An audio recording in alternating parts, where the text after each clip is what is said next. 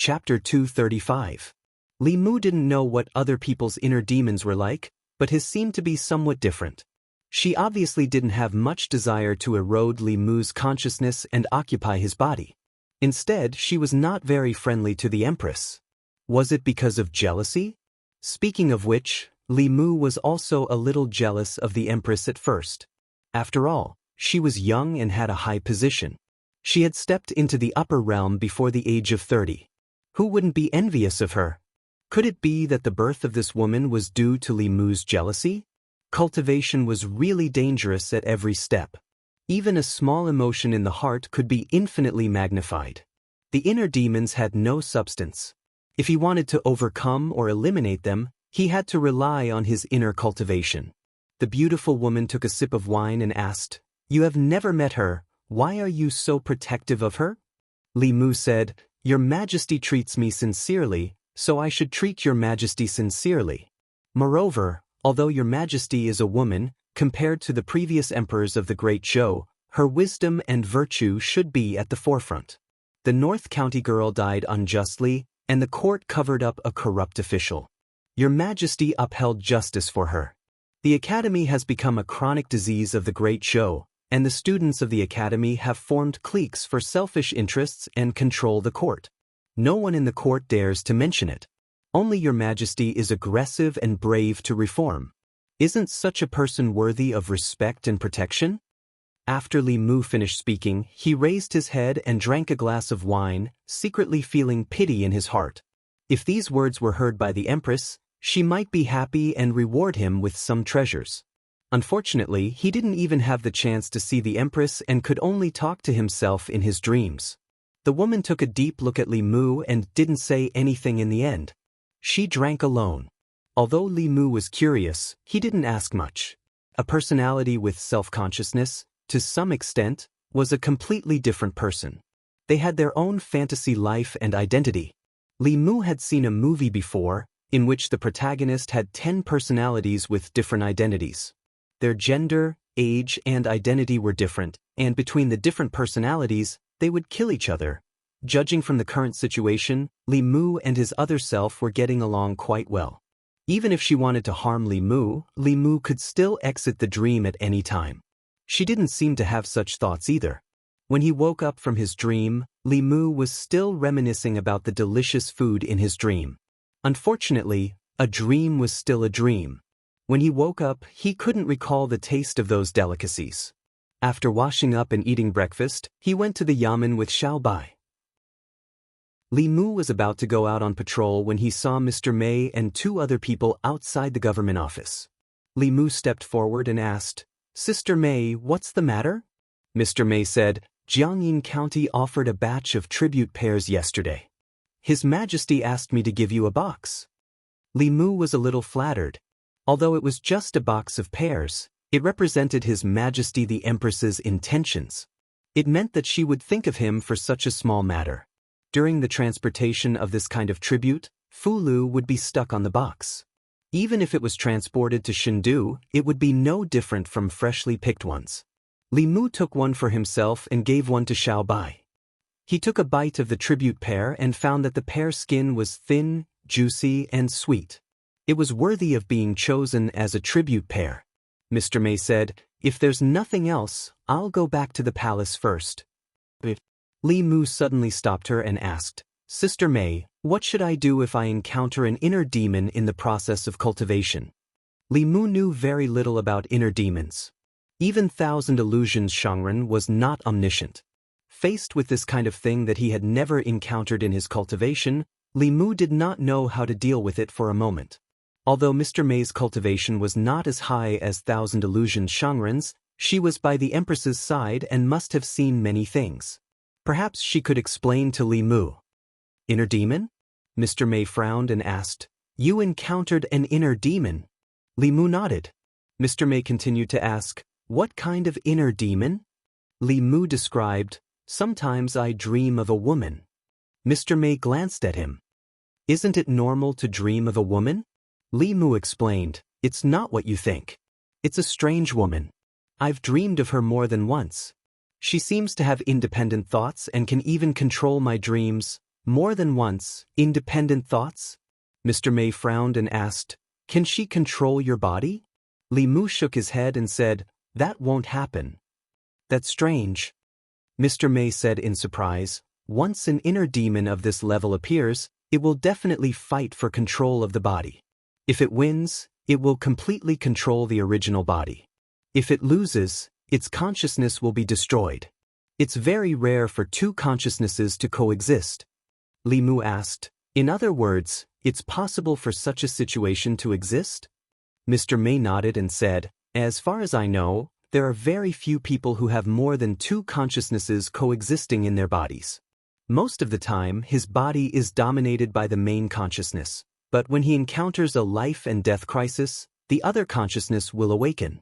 This kind of second consciousness can sometimes be more terrifying than the main consciousness." Li Mu felt that he was in this situation as Mr. May said.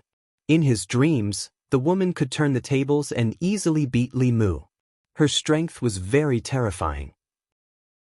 Although the two of them could coexist peacefully for the time being, no one could say for sure what would happen in the future. Li Mu asked, "How do I get rid of this kind of inner demon?" Mr. May shook his head and said, "You can only rely on yourself to defeat the inner demon. When your consciousness is strong enough, you can easily erase the consciousness of the inner demon." She looked at Li Mu and asked, "What does your inner demon look like?" Li Mu reached out and swiped in the air. A woman's shadow appeared in the air. This was a small spell that could be mastered in the Just-Hen stage. It was a weakened version of the art of black light. The art of black light of the cultivators in Dongxian could turn stillness into motion and appear in real time. It could surpass the power of heaven and earth and reappear the past that had already happened. It was said that the most powerful cultivators in the ninth realm could even see the future temporarily through this spell. As for whether it was true or not, Li Mu didn't know. Mr. May looked at the woman. A trace of surprise flashed through his eyes and his mouth opened slightly. Li Mu saw the change in her expression and had a bad feeling. He asked, What's wrong?" Mr. May coughed and his expression returned to normal. He asked, "When did you get this inner demon?" Li Mu thought for a moment and said, "I think it was the night when His Majesty abolished the substitutes in silver. I met her for the first time in my dream. She tied me up and whipped me." Thinking of what happened in his dream that night, Li Mu still felt a bit aggrieved. Hearing this, Mr. May's expression was very strange. It seemed like he wanted to laugh but was trying hard to hold it in. A few black lines appeared on Li Mu's forehead as he asked, "Are you laughing at me?" Mr. May shook his head and said, "No, Seeing Li Mu's serious face, she coughed and said, "I'm not laughing at you. I just thought of something funny." She put one hand on Li Mu's shoulder and the other hand on her stomach. After laughing, she said, panting, "Don't worry. There are all kinds of strange things on the road of cultivation. The inner demon isn't all bad. She doesn't want to take over your body. Just think of it as a dream. Isn't it good to go on dates with a beautiful woman in your dreams?" Li Mu asked suspiciously, "Is it really okay?" Mr. May patted him on the shoulder and said, "Don't worry. It's okay." Judging from Mr. May's tone, she didn't seem to be lying to Li Mu or comforting Li Mu. For now, Li Mu didn't feel that the woman was a threat to him. He shook his head and stopped thinking about it. Mr. May said, "Haven't you always wanted to know about His Majesty? Since we're free now, I'll tell you." When Li Mu heard this, he was instantly interested. Mr. May said, "Since you're already His Majesty's man, there's something you need to know." Li Mu asked, "What's the matter?" Mr. May said, "People say that His Majesty stole the Emperor's qi from the ancestral temple and used it to transcend and take over the world. You think so too, don't you?" Li Mu asked, "Is there more to it than meets the eye?" Mr. May said, "It's true that His Majesty got the Emperor's qi, but he didn't do it willingly. When he married the former crown prince, became the empress, and obtained the Emperor's qi, it was all part of the Zhou family's scheme." Li Mu really didn't know that there was such an inside story. He continued to listen to Mr. May. The Emperor's qi is condensed from the psyche power of the people of the Great Zhou. The 36 counties of the Great Zhou collect the psyche power of the people through the ancestral temple and gather it in the ancestral temple. It will gradually nurture a strand of Emperor's Qi. Obtaining this Emperor's Qi can allow mortals to transcend. In the past, it would be passed to the Emperor to ensure the continuation of the great Zhou dynasty. There were shortcuts to cultivation. Some shortcuts could even allow one to reach the sky in one step. Xiao Yu, with the body of a mortal, was able to move heaven and earth and advance 5 realms in a row. The methods of the royal family of the Great Zhou were obviously more brilliant. They used the psyche power of hundreds of millions of people to cultivate, so that there would always be a powerhouse of the upper realm in the royal family to ensure the continuation of imperial power. However, during the last change of imperial power, this strand of Emperor's Qi was obtained by an outsider, causing the Xiao royal family to lose their opportunity. It was no wonder that Her Majesty could succeed the throne so smoothly. After Emperor Wen, the great Zhou showed signs of decline. The people's sentiment decreased year by year. The last strand of Emperor's Qi was formed after 2 generations of emperors. In other words, the Xiao royal family had not produced a powerhouse of the upper realm for decades. The cultivation of the previous 2 emperors stopped at Dongxian. If there was no powerhouse to guard the country, they would not be able to intimidate the surrounding countries, not to mention the Yao nation and the Ghost realm. Even if the Xiao clan was unwilling, they could only temporarily let the empress succeed the throne. It was precisely because the Zhou family understood this that they were able to take advantage of the Xiao clan. Mr. Mei looked at Li Mu and said, "You are one of Her Majesty's people. I don't want you to misunderstand Her Majesty like others." Li Mu nodded and said solemnly, "I understand." Mr. Mei asked, "Besides these, do you have anything else you want to ask?" Li Mu thought for a while and asked, "It is said that the former crown prince likes men and that he and Her Majesty are only husband and wife on the surface. Is that true?" Chapter 236. Bang. As soon as Li Mu finished speaking, Mr. Mei hit him on the head. Mr. Mei glared at him and said, "Didn't I tell you not to criticize Her Majesty? If other internal guards heard you, you would be hung up and beaten." Li Mu rubbed his head and said, "Isn't it right in front of you?" Mr. Mei snorted and said, "Not even in front of me." Li Mu shook his head and said, Okay, I won't ask anymore." Gossiping was human nature. The higher a person's status was, the more people would gossip about them. Not only Li Mu, but many people in Luoyang were gossiping about this. "Okay, I've delivered Her Majesty's reward. I'm going back to the palace." Mr. Mei looked at him angrily and said, "Her Majesty is as pure as ice and as pure as jade. Don't talk about her behind her back. Not only can you not talk about her, but you can't let others talk about her either." Li Mu stood up straight and said seriously, "Yes, Your Majesty."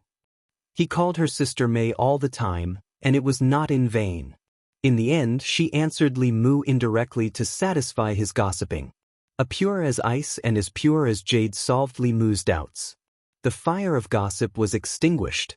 Li Mu saw Zhang Chun standing at the door of the side hall and asked, "Sir, do you want to eat a pear? This pear is very sweet. It's the tribute pear given by Her Majesty." Zhang Chun walked out and asked, "What did you do? Why did Her Majesty suddenly reward you?" Li Mu said, "Nothing. Maybe there are too many tribute pears in Jiangyin County and Her Majesty can't finish them all." Hearing this, Zhang Chun looked at Li Mu and wanted to spit at him. Even if Her Majesty could not finish the tribute pears and wanted to reward the officials, there was no reason for her to skip over him, the magistrate of Luoyang, and reward the arrester of Luoyang. Moreover, Her Majesty rewarding a house and a box of pears were 2 completely different things. Because of their meritorious service, His Majesty had rewarded many people with residences. Although the value of this box of pears was very low and could not be compared to the official residence, it represented the emperor's heart. This meant that His Majesty still had Li Mu in his heart. Even if he did not make any contributions, His Majesty might still think of him when he woke up, slept, or ate. What kind of heavenly grace was this? Zhang Chun took a pear and took a bite. "What kind of tribute pear is this? It's so sour." He put the pear in his mouth, grabbed 2 more pears from the box with both hands, and left. Xiao Bai chewed on the pear and said, "This pear is obviously very sweet." "It's not sour at all, Li Mu," Maybe he just happened to pick a sour one. He waved his hand at Wang Wu at the door and said, "These are the tribute pears bestowed by His Majesty. Take them and distribute them among your brothers." It was just a box of tribute pears, but it was a sharp weapon to win people's hearts. Taking advantage of this opportunity, he could win over a wave of people's hearts for himself and Her Majesty. Mr. May was right. Many people criticized the process of the Empress seizing the throne. Even most of the officials in Great Zhou did not like to see a woman become the Empress. Li Mu said to the people who had been summoned by Wang Wu, "After eating, go out and patrol. If you find any illegal behavior that you can't handle, come to me." The constables each took a pear and said to Li Mu, "Thank you, boss." Li Mu waved his hand. "This is a reward from Her Majesty. If you want to thank someone, thank Her Majesty." Imperial Palace. Changle Hall. In the void of the hall, there was a picture quietly flowing. The young female official snorted and said, "This person is rude to Her Majesty again. Why don't we take him to the internal guards and teach him a good lesson?" Mr. May came in from outside the hall. Seeing the scene of the Luoyang government and hearing the young female official's words, he already realized what had happened. He said, "Your Majesty, although Li Mu's words are a bit presumptuous, he is absolutely loyal to Your Majesty. He always protects Your Majesty and thinks that Your Majesty." The young female official said with a cold face, "If we don't teach him a good lesson this time, who knows what other offensive words he will say to Your Majesty in the future." The Empress looked calm, as if she was not angry at all. She just said, "Mei Wei, send him another box of tribute pears tomorrow." Mr. May bowed and said, "Yes, Your Majesty." The young female official said angrily, "Your Majesty. Your Majesty will leave first." Mr. May took her hand and pulled her out of the hall. The young female official shook off his hand and said unhappily, "He was disrespectful to Your Majesty. Why are you always protecting him?"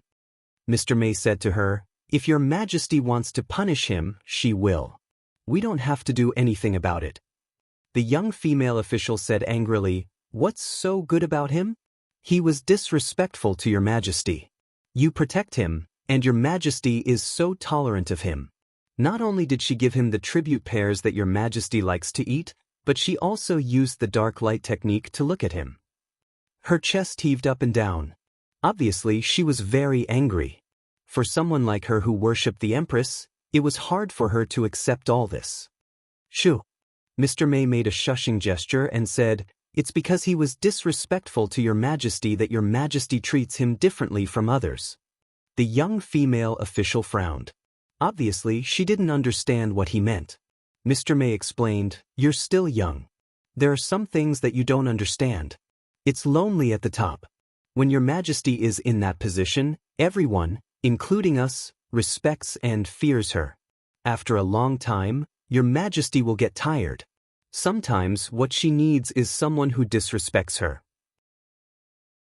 The young female official said, "What kind of twisted logic is that?" Mr. May shook his head and said, "Your Majesty didn't want to be in this position. She's much lonelier than we thought. In front of us, she only shows one side, but in fact, the side that she hides is the real her." Li Mu walked out of the government office. He looked up at the sky and scratched his head in confusion. Since just now, he had a strange feeling that someone was spying on him in the dark. This feeling came and went. Li Mu searched for a long time, but he couldn't find the source. In this situation, either he had an illusion, or the spying person's cultivation was much higher than his and used a high-level magic like the art of mystic light.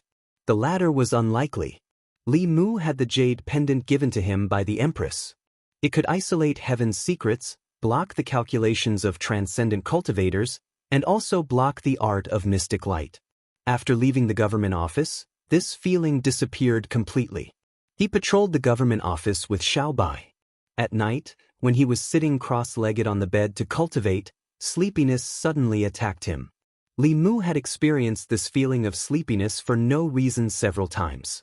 He already knew what would happen next. Sure enough, after a mist appeared in front of him, the woman's figure appeared in front of Li Mu. She stretched out her hands, and a whip appeared in her hands. It was a whip that Li Mu hadn't seen for a long time. Li Mu's eyelids twitched, and his expression changed greatly. He immediately said, "What do you want?" The woman said indifferently, "Nothing, I just want to exchange pointers with you." "What exchange?" It was clearly a one-sided trampling. Li Mu quickly stretched out his hand and said, "Stop, even if you want to exchange pointers, you don't have to use force." "We can exchange pointers." The woman glanced at him and asked, "What kind of grammar?" Li Mu thought for a moment and asked, "Do you know how to play Go?" The woman said, "I know a little about the rules." Li Mu closed his eyes and meditated. A stone table and 2 stone chairs appeared in front of them. A chessboard was carved on the stone table, and next to the chessboard was a chessboard. Li Mu picked up a black piece and placed it in the corner of the chessboard. He immediately said, "It's your turn." In the dream, Li Mu couldn't beat her. He could only make a prompt decision and make the decision for her. Although Li Mu's Go skills weren't high, it was still easy for him to beat a rookie who knew a little about the rules. The woman glanced at Li Mu, picked up the white piece and placed it in another place. Li Mu sighed in relief. He suspected that today was a special day for her every month. Fortunately, he was quick-witted and made a prompt decision to avoid being trampled on by her. After a moment, the woman placed a single word and said to Li Mu, "You lost." Li Mu stared blankly at the chessboard. Only then did he realize that what she said about knowing a little about the rules and what he understood were not the same at all. The woman looked at him and shook her head. "It's boring to exchange pointers. Let's exchange pointers." Wait. Li Mu stretched out his hand again and said, "One game doesn't mean anything. We'll win 2 out of 3 games." He closed his eyes and concentrated. The chessboard on the table suddenly changed, and the boundary between Chu and Han appeared. The woman looked at the strange chessboard and asked, "What is this?" "Chinese chess." There was no such thing as Chinese chess in this world. Li Mu smiled and said, "If you don't know how, I can teach you." The woman learned very quickly. Li Mu only explained the rules of Chinese chess to her once, and she was already able to move. Of course, after 20 moves, she lost to Li Mu. Li Mu sighed in relief and clasped his fist. "Thank you for letting me win." "I admit it."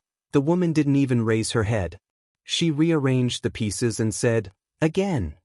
Although it was a bit shameless to attack her weakness with his strength, Li Mu could only be shameless once in order to not be trampled on. This time, the woman played very slowly. After 30 moves, Li Mu frowned. He didn't expect her to learn so quickly. If this continued, he was afraid that he would lose this game. He picked up a chess piece, thought for a moment, and ate one of her pieces. The woman looked at him and asked, "Why can your pawn take 2 moves?" Li Mu explained, "You don't know, right? This pawn is an elite. It can take 2 moves." The woman didn't say anything and continued playing. Li Mu picked up a chess piece and ate another one of her pieces. The woman frowned. "Why does your horse move, but not, son?" Li Mu explained, "This is only a fine horse. It can move, The woman didn't say anything and moved the chess piece again. Li Mu's carriage turned and ate her piece. She looked up at Li Mu and asked, "Why doesn't your carriage go in a straight line?" Li Mu smiled and asked, "Isn't it common knowledge that a carriage can turn?" The woman was silent for a moment. She stretched out her hand and the whip appeared again. She stood up and looked at Li Mu. "Show your weapon." Chapter 237. During breakfast, Xiaobai saw Li Mu's tired face and asked, "Savior, did you not sleep well last night?" Li Mu said listlessly, "I'm fine. I just had a nightmare last night." A woman's heart was like a needle at the bottom of the ocean, even if it was a woman he imagined. Li Mu did not know how he had offended her. She was fine last night, but then she turned hostile again and tormented Li Mu for most of the night. If it was just a night without sleep, it was nothing to Li Mu now. He could still be energetic if he did not sleep for 10 days or half a month. However, excessive mental exhaustion in the dream would also affect reality. Last night, he had fought more than 300 rounds with the inner demon. He had even mastered the use of the mantra a lot. Although he was a little mentally exhausted, he had gained a lot. After breakfast, he returned to the yamen with Xiao Bai. Li Mu learned from Wang Wu that the Empress had sent another box of tribute pears early in the morning. Li Mu was a little confused. How did the Empress know that he liked pears? He was actually a little reluctant to share the tribute pears with everyone yesterday. He did not need to share this box of pears with them. He and Xiao Bai would take it home to eat at night. After that, he returned to his room, changed into his official uniform, and went out to patrol while collecting psychokinesis. Cultivation after the omnipotent realm was much harder than he had imagined. Li Qing did not take long to advance from the omnipotent realm to the omnipotent realm. Although her talent was not as good as Li Mu's, she had already built a solid foundation after more than 10 years of accumulation. Li Mu adjusted his train of thought. After experiencing the rapid advancement, he was indeed a little impatient for success during this period of time. Although there were shortcuts in cultivation, pursuing them too much would also create hidden dangers for oneself. If Li Mu's mana was cultivated step by step like Li Qing, the inner demon would not have a chance to invade at all. He felt that his cultivation was slow, but it was actually only compared to before.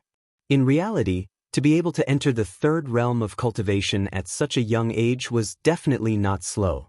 Moreover, he had not been cultivating for long. Most cultivators would cultivate their entire lives and only reach the omnipotent realm. Li Mu originally wanted Xiao Bai to stay in the yamen to cultivate, but she had to follow Li Mu on patrol. Li Mu did not know whether she simply wanted to stick to him or to be Lu Hanyan's spy. She wanted to follow Li Mu and keep an eye on him so that he did not flirt with other women. Li Mu had always been strictly abiding by Lu Hanyan's promise. In the 2 months in the Immortal's capital, apart from Xiao, Mr. May do not count. Although plum blossoms were flowers, Mr. May did not count. If she were a few years older, she would be old enough to be Li Mu's mother. After leaving the yamen, Li Mu walked along the main street, patrolling the area. The Immortal's capital was divided into districts called markets by the crisscrossing streets. So far, Li Mu had only been to less than 30% of the markets. There was no strict distinction between markets. Each market was both a residential area and a commercial area. In a market, residential, living, and entertainment functions were available. It could satisfy the daily needs of most people. These markets had different functions. Most of them were for the common people to live in, while the rest had their own functions. For example, the South Court and North Court, which occupied more than 10 markets, were for the rich and powerful. They were close to the palace and had the best location. The scenery was beautiful and the environment was quiet. There were also some high-end markets that were for the entertainment of the rich and powerful. Ordinary people could not afford them. Some high-end brothels, music halls, dance halls, and restaurants would only appear in these markets. Different from other markets, the brothels here wouldn't have brothels and girls standing at the entrance to solicit customers. When the customers entered, they wouldn't get straight to the point. They would usually talk about life and dreams first, which would take a longer time and cost more money. As for music halls and dance halls, they were places where the cultured gathered. In the Immortal's capital, those who were qualified to be cultured were the rich. Li Mu heard this from Wang Wu. It was said that in some brothels, besides human women, there were also demons and ghosts. As long as one had enough money, they could satisfy all kinds of people's hobbies. The Immortal's capital was not a one-sided place. To some people, it was hell, but to others, it was heaven. The peaceful market that Li Mu and Xiao Bai were in was a high-end market that gathered brothels, music halls, dance halls, and restaurants. There were not many ordinary people on the streets. There was an endless stream of carriages passing by. Those who passed by were either the rich and powerful or the young officials. The constables of the Immortal's capital liked this kind of market very much. This was because those who came in and out of these markets were all people of status. Many of them thought that they were cultured. This made these markets more orderly. There were very few cases, so there was no need to pay too much attention to them. Since he could not obtain more psyche power here, Li Mu still wanted to take root among the ordinary people. Just as he was about to leave with Xiao Bai, he heard a melodious tune. Li Mu stopped and stood on the street, listening carefully. This was not the first time Li Mu had heard this tune. When he was in the northern region, Lu Hanyan often played it for him. When he heard this tune, Li Mu began to miss her. Xiao Bai hugged her sword and listened for a while. She said, "Sister Lu played this tune before." Li Mu looked in the direction of the music. His gaze finally stopped in front of a music hall called Great Music Hall. Li Mu had heard this name many times from Lu Hanyan. When she was young, she was sold to a music hall by her parents. The name of the music hall was Great Music Hall. That was where she and Wan grew up. They had lived there for more than 10 years. Standing in front of the Great Music Hall, Li Mu suddenly wanted to go in and see the place where they used to live. He walked into the music hall. A beautiful girl came up to him and asked, "Do you want to listen to music?" Li Mu asked, "How many great music halls are there in the Immortal's capital?" The girl was stunned for a moment. Then she said, "Only one." There was only one great music hall in the Immortal's capital. Li Mu and Xiao Bai could not be wrong. He smiled at the girl and said, "Let's listen to music." The girl smiled and asked, "Do you have a musician you like? Would you like a musician to play for you in the private room or in the hall with the other guests?" Li Mu's family owned a music hall. Naturally, he was not unfamiliar with the business model here. When they arrived at the music hall, the guests could listen to music in the hall according to the music hall's arrangement. They could also choose one or several musicians to play for them in the private room. Of course, the latter was more expensive. It usually cost dozens of taels of silver. Sitting in the hall and listening to music for 2 hours would cost at most a few taels of silver. An ordinary family's annual expenses were only 10 taels of silver. The expenses here were astronomical for ordinary people. Of course, to the rich people in the Immortal's capital, this was nothing. Li Mu certainly would not spend dozens of taels of silver to listen to a song. He decisively chose the latter. The girl smiled and said, "Please follow me." She led the two of them through a screen and into a hall. The music hall would arrange a fixed number of songs every day and charge according to the seats. The closer to the musicians, the more expensive the seats were. The seats in the back corner were the cheapest. Li Mu and Xiao Bai chose a seat in the middle. They ordered a pot of tea and a stack of pastries and preserved fruits. They sat in their seats and waited quietly. There were not many guests in the hall. There were only about a dozen of them. They all had extraordinary auras. Li Mu did not know any of them. He only knew a few of the children of the officials in the Immortal's capital. He did not know most of them. After all, many officials were very strict with their children. They would not let them run amok in the Immortal's capital. Li Mu naturally did not have the chance to know them. He looked at the stage in front of him. Not long ago, Lu Hanyan should have been there. He worked hard every day to save enough money for her freedom. Then he left the Immortal's capital and came to the North County, where he met Li Mu. The musicians had not yet gone on stage and the performance had not started. The guests below the stage occasionally chatted with each other. Miss Yinin's skills are getting better and better. Listening to her play is a great enjoyment in life. Miss Yinin has improved a lot in the past half year. Many people are here for her. Ever since Miss Hanyan left, the Great Music Bar has been promoting Miss Yinin. In half a year, she became the star of the Great Music Bar. Miss Hanyan is worthy of being the #1 musician in the Immortal's capital. Unfortunately, she suddenly disappeared a year ago and no one knows where she went. I also miss Miss Hanyan. Li Mu drank his tea. He did not expect to hear Lu Hanyan's name from these people. Wan said that she was proficient in all kinds of musical instruments and was very famous in the Immortal's capital. It was not an exaggeration at all. Lu Hanyan had never bragged about this. Li Mu also only knew about it now. Not long after, a woman hugged a guqin and walked up to the stage. The discussions below gradually stopped. Jing. When the sound of the guqin entered their ears, their minds couldn't help but be shaken. Li Mu looked at the woman on the stage and smiled. Although it was his first time meeting Miss Yinin, he had heard about her many times from Lu Hanyan. This caused Li Mu to feel an inexplicable sense of familiarity even though it was his first time meeting her. In the music bar, there were many small groups. Yinin and Lu Hanyan were close like sisters. Li Mu looked at her as if she was his sister-in-law. After the song ended, the woman on the stage stood up and bowed to the guests below. she said gently. Thank you for coming. Yinin will take her leave. She walked down the stage and was about to leave with her guqin. A young man sitting in the front row suddenly stood up and said, Miss Yinin, I am from the 100 Rivers Academy. I have admired you for a long time. I hope you can give me a chance. Yinin hugged her guqin and took 2 steps back. She apologized, Young master, I am sorry. Yinin's status is lowly. I am not worthy of you, the young man said. I am not marrying you as my wife. You can be my concubine. Yinin shook her head and said, I am sorry. Yinin has no plans to marry. The young man took a step forward and said, What's so good about playing for others here?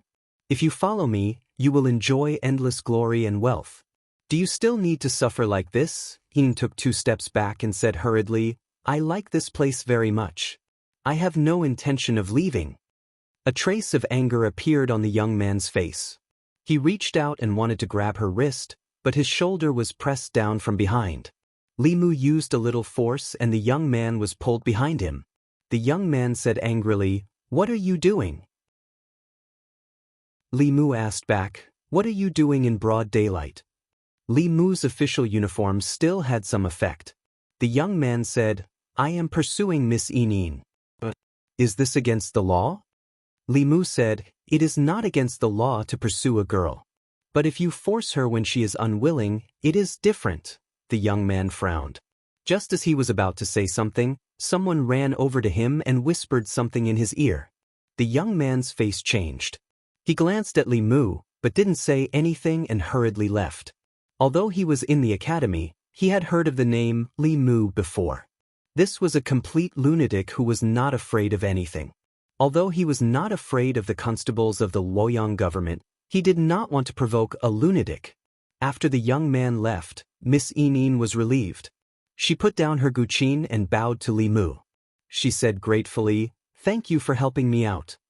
It is my duty to protect the people of Luoyang. Li Mu smiled and looked at her. Moreover, Hanyin's friends are my friends. If you encounter any problems in the future, you can come to the Luoyang government to find me. Although Lu Hanyan said that he was not allowed to fool around in Luoyang, standing up for her good sister could not be considered as fooling around.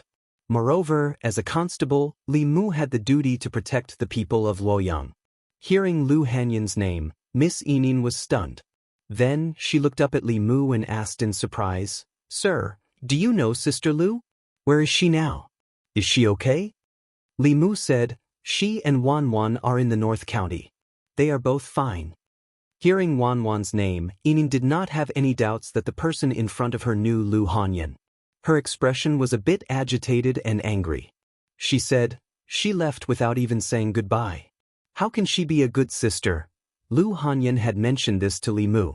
Although her experience in the music house was a bit bumpy, she had made a few good friends in the past 10 years. She did not want to face the scene of parting. After redeeming herself, she left quietly with Wan without telling anyone. From Miss Yinin's reaction, the feelings between them should be sincere. Hearing Lu Hanyan's news, Yinin was clearly a little agitated. Tears welled up in the corners of her eyes. She wiped her eyes and said, They left without saying anything. They made me worry for so long. They're 2 weak women. What if they encounter bad people? Li Mu's lips curled up. The 2 of them were no longer weak women. One had a pure Yin body and the other had natural spirit eyes. They had countless treasures on them. Bad people were probably more afraid of meeting them. After a while, Yinin looked up at Li Mu and asked curiously, Sir, how do you know Sister Hanyan? Li Mu explained, I was transferred from the North County to the Divine Capital a month ago. Before that, I was with Hanyan and Wan in the North County. From his words, it seemed that he was very close to Sister Lu and Wan. Yinin looked at Li Mu and asked curiously, May I ask what is the relationship between Sir and Sister Hanyan? Li Mu smiled and said, She is my fiancée. Yinin exclaimed and covered her mouth. Her eyes were filled with surprise and shock. After she came back to her senses, she did not even care about her zither and quickly ran backstage. In the hall, there were still some guests who had not left. When they heard the conversation between the 2, most of them were stunned. No way, Miss Han Yan is his fiancée? How is that possible? He must be talking nonsense. Is he worthy of Lady Lu? A toad lusting after a swan's flesh. You look so what if you're pretty? Is Miss Lu such a superficial person? Li Mu heard a clamor. These people looked at him with unkind eyes and there was a sour smell in the air. Soon, there were messy footsteps from backstage. Yining ran out with a few girls. Where is Sister Hanyan's husband? Hey, don't push me. Let me see first. A few girls ran out from backstage and surrounded Li Mu. They sized him up from head to toe. He looks okay. He is worthy of Sister Hanyan. But he is a little young. He is at least 3 years younger than Sister Hanyan. Hey, a woman 3 years older than you. Age is not a problem, Yining coughed and said, be careful. Don't be rude to brother-in-law. One of the girls looked at Li Mu and said in disbelief, are you really Sister Hanyan's husband? Li Mu said, not yet. The girl said, how can you prove it? Li Mu waved his hand and the images of Lu Hanyan and Wan Wan appeared in front of them. Ah, brother-in-law knows magic. It is Sister Hanyan and Wan Wan. This little girl, why did her face become round again? Is brother-in-law a cultivator? No one dares to pester Sister Hanyan anymore. Li Mu's move completely shocked the girls and confirmed his identity. They immediately became well-behaved in front of Li Mu. Hello, brother-in-law. I'm Miao Miao. I am Xin Xin. I am 16. Brother-in-law, just call me Little 7. Lu Hanyan had entered the music house very early. Some of the girls in the same batch as her had already left. Some of them had taken advantage of their youth to marry into rich families as concubines.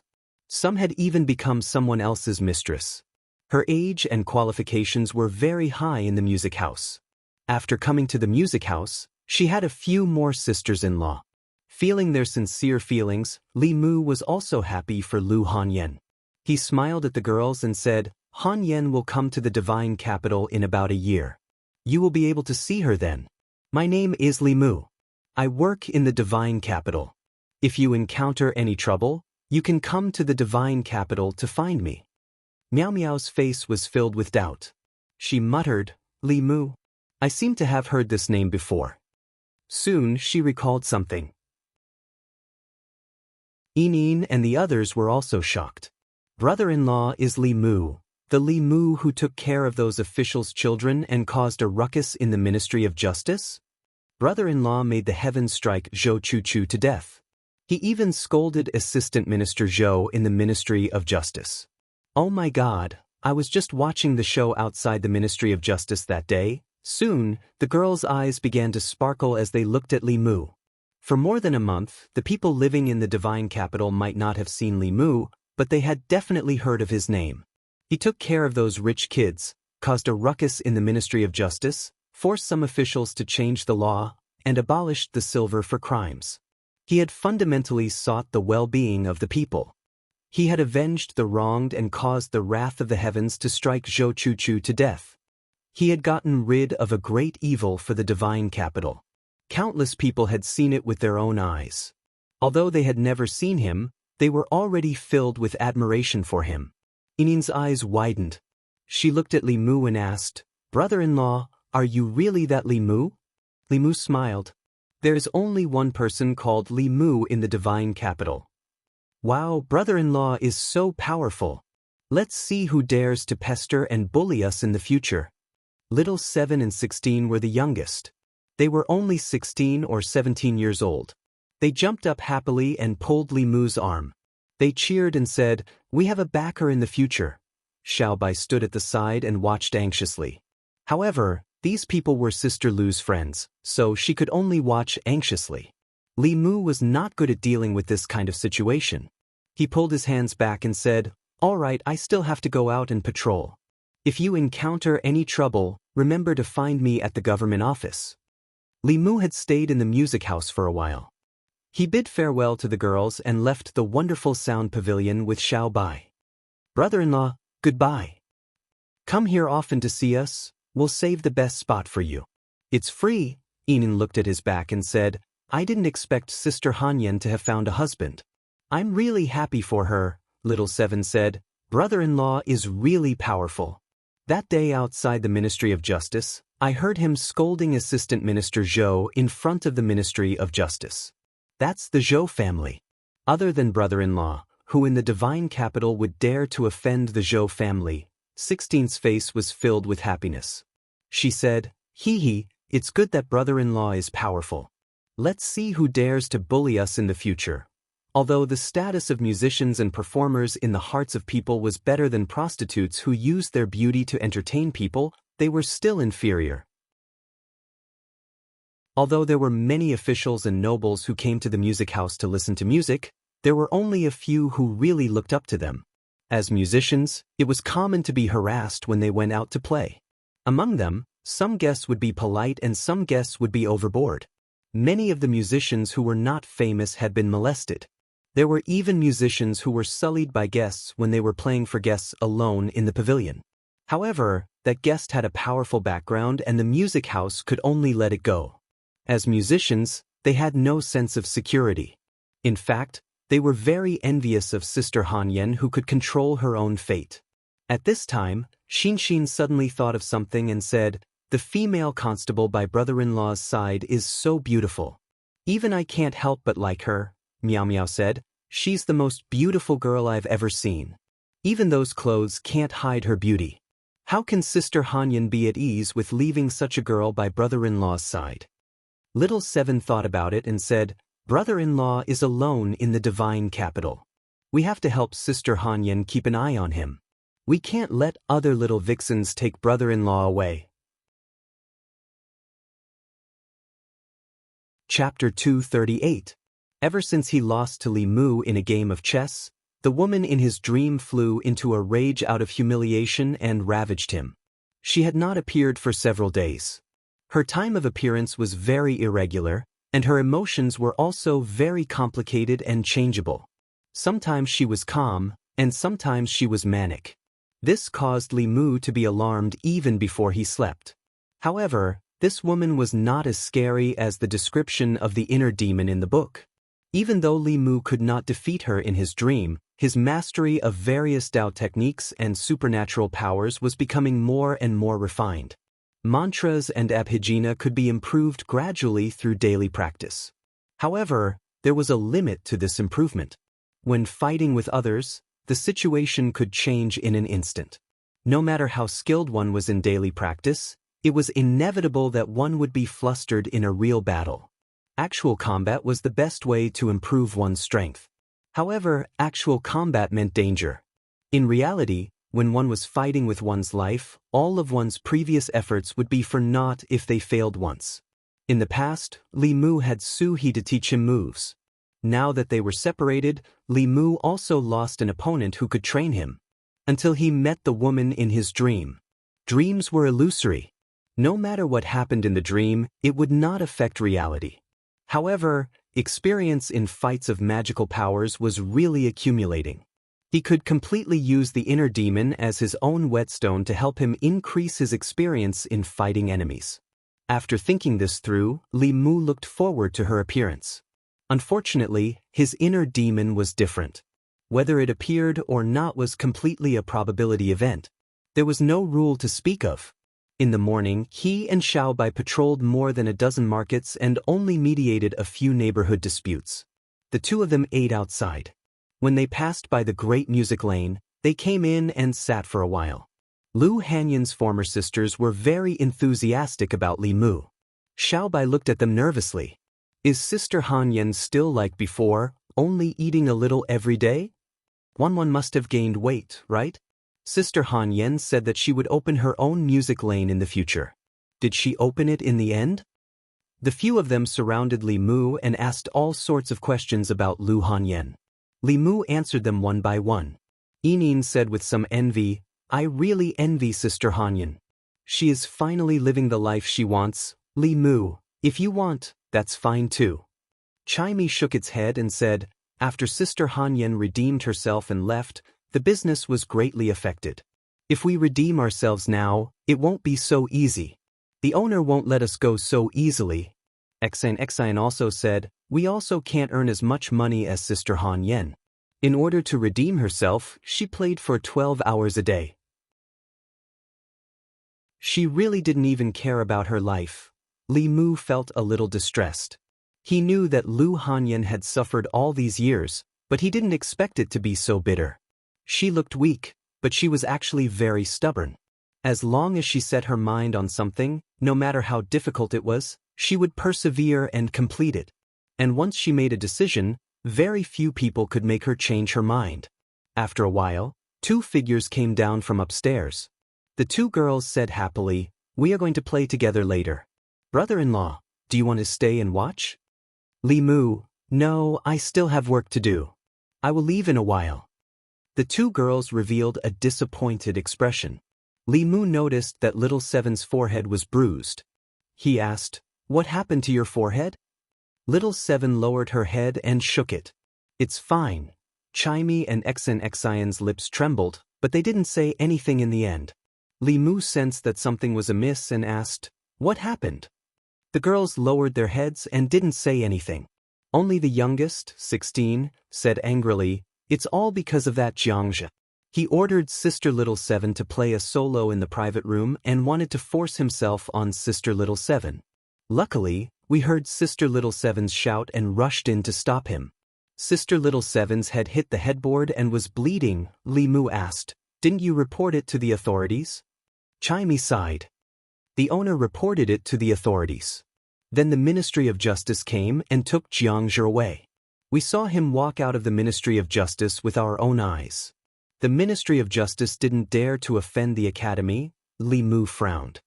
"Why didn't you come to me?" 16 lowered her head and touched her fingertips. She whispered, "Xianxia is a student of the Academy. Sister Enin said that we can't offend the Academy. She didn't want us to cause trouble for brother-in-law." After coming to Luoyang, Li Mu was least afraid of trouble. On the contrary, he was afraid of no trouble at all. These days, the psychokinesis he obtained from the people had been decreasing day by day. He just needed to do something to bring him back to the people's sight. Li Mu's face darkened. He said, "How dare they protect such a villain? Come, follow me to the Ministry of Justice." Little Seven looked up at him and shook her head. "Forget it, brother-in-law. I'm fine." Li Mu said, "No, we can't just let this go. Otherwise, people will bully you in the future." Chimey sighed and persuaded Li Mu. "We are of low status and have long been used to it. The Luoyang now is not the Luoyang of the past. They won't dare to go too far." Li Mu shook his head. "If I don't do anything while you are bullied, how am I going to explain it to Sister Lu? Don't be afraid. It's just the Ministry of Justice. With me here, justice will be served." Little Seven said, "Brother-in-law," Li Mu asked, "don't you trust me?" Little Seven bit her lips and finally said, "I'll listen to brother-in-law." Under the lead of Li Mu and Xiao Bai, a group of people walked out of Great Music Lane and went to the Ministry of Justice. After a while, a middle-aged woman ran out of Great Music Lane and said in fear, "It's over, it's over. These ignorant girls want to kill me." As a constable, Li Mu's duty was to clean up all the injustices in the Luoyang. Even if Little Seven wasn't Lu Hanyan's sister, he wouldn't sit by and do nothing. Moreover, Lu Hanyan's sister was his sister. Otherwise, when she came to the Luoyang in the future, how could Li Mu raise his head in front of her? It would have been more convenient for the Luoyang government to take over this case. However, Li Mu thought about it. Lord Zhang was from the Academy. If it involved the Academy's case, it might be difficult for him. Moreover, this case was clearly a hot potato. After coming to the Luoyang, Li Mu had caused enough trouble for Lord Zhang. Lord Zhang had treated him well. If he threw this big trouble to him, it would be too inhumane. When Li Mu walked on the streets, he would attract a lot of attention. Many people even went up to greet him. When he walked through the streets with a few beautiful girls, 100% of the people turned to look at him. Some of the Luoyang citizens couldn't help but ask, "Constable Li, where are we going?" Li Mu replied, "The Ministry of Justice." When the crowd heard that, they perked up. There was going to be a good show to watch. Ever since Constable Li came to the Luoyang, they had gotten used to the bustle. They weren't used to it after so many days of peace. For a moment, The citizens who had nothing to do followed Li Mu to the Ministry of Justice from afar. When the butcher on the street saw this, he slammed his boning knife on the chopping board and said to the waiter of the tea house next door, "Watch my stall. I'm going to watch the show." Although the waiter of the tea house also wanted to watch the show, if he left, the shopkeeper would definitely deduct his money. When he turned back to look at the counter, he realized that the shopkeeper was gone. At the entrance of the Ministry of Justice's yamen, when the two gatekeepers saw the crowd of citizens heading toward the Ministry of Justice, led by Li Mu from the Luoyang yamen, they immediately felt a headache coming on. They turned around and ran into the yamen without hesitation. Li Mu walked to the entrance of the Ministry of Justice, bent down, picked up the drumstick, and hit the drum hard. Inside the Ministry of Justice, the director of the Ministry of Justice was drinking tea. He suddenly spat out a mouthful of tea. He put down the teacup, stood up, and said angrily, "Who's hitting the drum outside?" Although the drum outside the Ministry of Justice was for the citizens to cry out their grievances, it didn't make much noise on normal days. The sound of the drum was annoying. It was fine if it interrupted the director of the Ministry of Justice's work, but if he was in the middle of an important activity and was startled by the drum, the consequences would be unimaginable. The yamen had a rule that anyone who wanted to hit the drum would be stopped and interrogated. If they had any grievances, they would have to talk about it. The director of the Ministry of Justice's pants were wet. When he saw the gatekeeper running in, he said angrily, "What are you doing? Why didn't you stop someone from hitting the drum?" The gatekeeper said in distress, "Sir, the one who hit the drum is Li Mu. I didn't dare to stop him." The director of the Ministry of Justice was shocked. "What? What's Li Mu doing here again?" After the incident with Zhou Chu, he gave up on the idea of avenging his humiliation on Li Mu. He could even summon the heavenly lightning to help him. This ability was too terrifying. The officials of the Ministry of Justice privately called him the Lightning King. He didn't have to pay with his life even if he killed someone. After all, the heavens were the scapegoat. Who would dare to make the heavens pay with their life? The director of the Ministry of Justice had cultivated for 30 years, but he was only at the 4th level. He couldn't take more than a few purple heavenly lightning strikes. The director of the Ministry of Justice quickly said, "Go out and tell him that I'm not here. Tell him to go back." Li Mu walked in from outside and said, "Sir Yang, how can you be like this? The crime of neglecting your duty is not light." The director of the Ministry of Justice looked at Li Mu, who was still holding the drumstick in his hand. He knew that he couldn't avoid it today. He gritted his teeth and asked, "What are you doing here?" Li Mu said, "I want to report a case." In the court of the Ministry of Justice, the director of the Ministry of Justice sat above and asked Li Mu, "As the constable of the divine capital, why didn't you report a case to the divine capital? Why did you come to the Ministry of Justice?" Li Mu said, "Because this case is related to the Ministry of Justice." Li Mu held Xiao Qi's hand and said, "This morning, Xianxia, a student of the 100 River Academy, wanted to rape my sister in the Great Music Lane. He was stopped and handed over to the Ministry of Justice. However, the Ministry of Justice let him go." "Sir, don't you have an explanation for this?" The director of the Ministry of Justice glanced at him and said, "He didn't succeed. I've already reprimanded him. What else do you want?" Li Mu's face darkened. He asked, "Sir Yang, you're the director of the Ministry of Justice. You should know that the crime of attempted rape is not much lighter than rape. How can the Ministry of Justice let him go so easily?" The director of the Ministry of Justice said, "According to Xianxia, he was confused for a moment after drinking and then realized it himself." According to the law, Xianxia took the initiative to stop the violence. This is not considered attempted rape. Is my judgment wrong? Li Mu said, "Sir, don't you think it's a bit hasty to close the case based on Xianxia's one-sided statement?" The director of the Ministry of Justice said indifferently, "I'm the director of the Ministry of Justice. You're just a small constable. Do I need you to teach me how to judge a case?" "Well," Li Mu pointed at the director of the Ministry of Justice and said loudly, "As an official of the Ministry of Justice, it's bad enough that you don't make decisions for the people. How can you be in cahoots with such a villain?" he pointed at the top of his head and said angrily, "Damned God, if you have eyes, you can punish such a muddle-headed official." The director of the Ministry of Justice's expression changed drastically. He jumped down from the table and covered Li Mu's mouth. He said in horror, "Let's talk nicely. Constable Li, don't do this." Chapter 239. Li Mu was just putting on an act. He glanced at the director and said, "It was you who didn't talk to me properly first." The director wiped the cold sweat off his forehead and said, "It's just a small case. There's no need to trouble the heavens." "It's not necessary, really not necessary," Li Mu said seriously. "Perhaps it's just a small case to you, sir. But to me, it concerns my sister's innocence and even her life. Do you think it's not necessary?" The director said awkwardly, "When did you have a sister?" Li Mu said calmly, "I just recognized her as my sworn sister." "Let's talk about it slowly." The director pointed at a constable and said, "Bring a chair for Constable Li." After going through so many things, he completely understood. Li Mu did not purposely go against the old party. Today, he dared to make a scene in the Ministry of Justice and offend the old party. Tomorrow, he dared to offend the new party and strike the disciples of the Zhou family into pieces.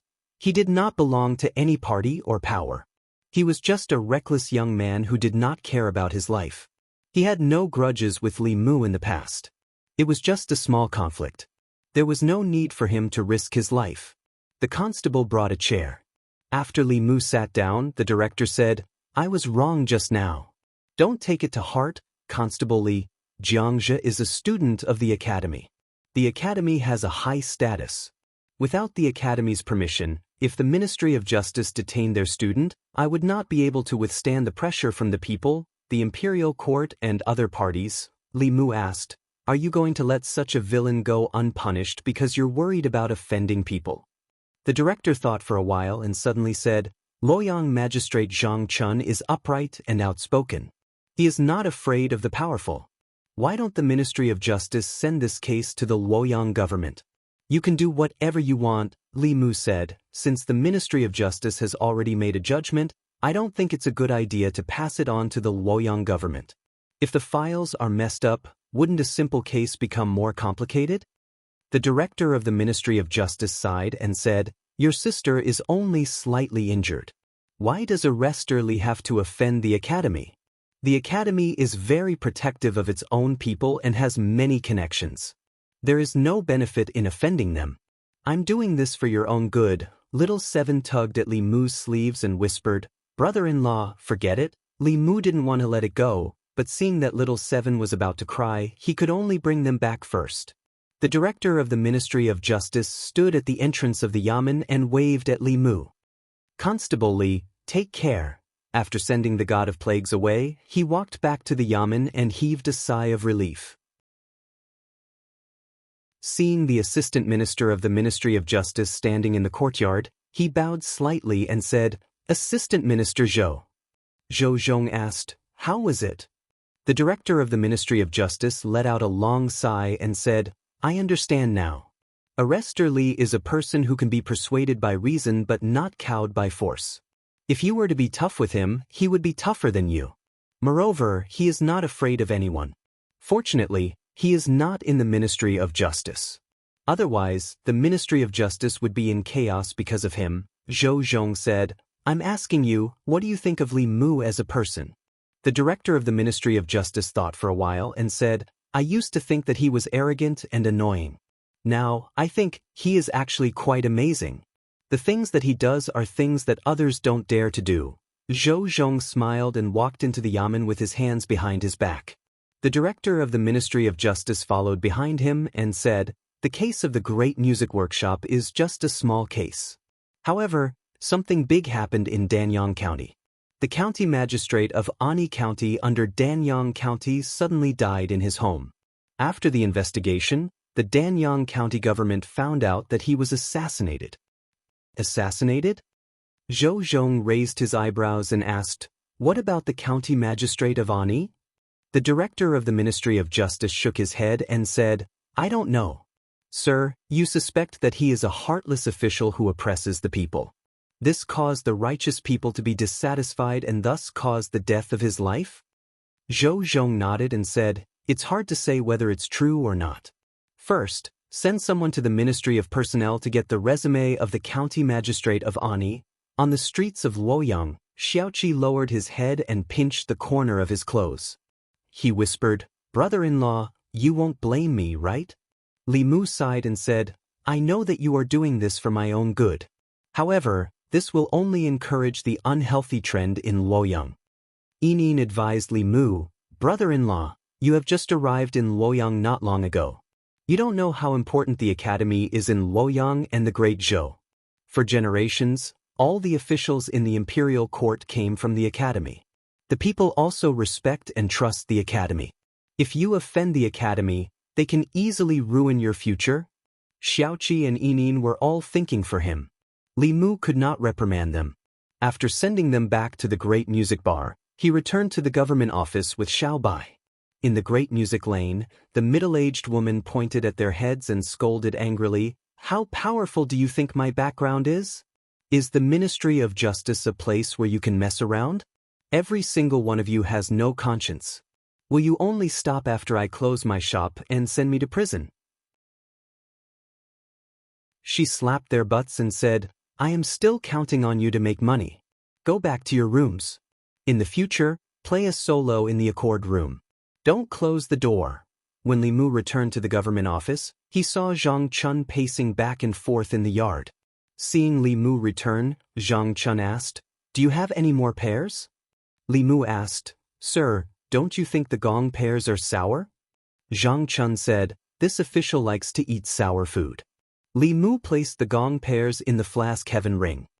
He flipped his hand and a pear appeared in his palm. He handed it to Zhang Chun. Zhang Chun had seen Li Mu's flask heaven magic treasure on the day of Zhou Chuxing's death. Now that he saw it with his own eyes, he could not help but sigh at the difference between people. Her Majesty's grace to him was truly meticulous, from the moment he was young to the moment he was young. He took the pear and said, "Don't be so stingy. Give me another one." Li Mu threw him another one. Zhang Chun did not eat it. He just put it in his sleeve. Li Mu asked, "Sir, did anything happen in the imperial court today?" "It's nothing serious." Zhang Chun recalled and said, "Her Majesty wanted to reduce the number of students in the academy. She was opposed by Baichuan and Qingyun Academy. The deputy dean of Baichuan Academy directly scolded Her Majesty in the imperial court. He said that Her Majesty wanted to overturn Emperor Wen's achievements and destroy the accumulation of Great Zhou over the past 100 years. He reminded Her Majesty not to become a sinner. Although the academy could not participate in politics, a few of the higher-ups in the academy could attend the imperial court. This was a rule set during the reign of Emperor Wen. Because of their superior status and no interests involved, they could even criticize the emperor when they met a fatuous emperor. This was also the power granted to them by Emperor Wen. Li Mu asked, "What did Her Majesty say?" Zhang Chun shook his head and said, "Her Majesty said nothing." It seemed that Mr. Mei was right. The Empress was indeed a broad-minded and wise ruler. She could still remain silent even after being criticized like this. But even if the Empress could tolerate it, Li Mu couldn't. Since he already knew, he could not pretend that nothing had happened. He had to share the burden of the ruler. The Empress was humiliated. If he did not do something for the Empress, he would be too ashamed to eat the tribute pears she rewarded him. Li Mu thought for a moment and suddenly asked, "Sir, if someone attempted to rape a woman, how should he be punished?" Zhang Chun asked, "Was he stopped midway or stopped by himself?" Li Mu said, "The woman resisted and attracted others to stop him." Zhang Chun said, "The punishment for attempted rape is 100 beatings. Generally, the punishment is more than 3 years and less than 10 years in prison. In serious cases, the punishment is death by beheading." Li Mu said, "There was an attempted rape case in Xindu just now." Zhang Chun asked, "Did you catch him?" Li Mu shook his head and said, "No." Zhang Chun glared at him and said, "Then what are you waiting for? Go and catch him." Li Mu held a fist and palm salute and said, "Yes, sir." He He was about to leave when Zhang Chun suddenly stopped him. He looked at Li Mu suspiciously and asked, "Is the person you're talking about a disciple of the Zhou family?" Li Mu shook his head and said, "No." Zhang Chun touched his chin and said, "Then it's the Shao royal family." Li Mu shook his head again and said, "No." "Is he an influential person in Shindu? Is he a disciple of an official of the 4th rank or above?"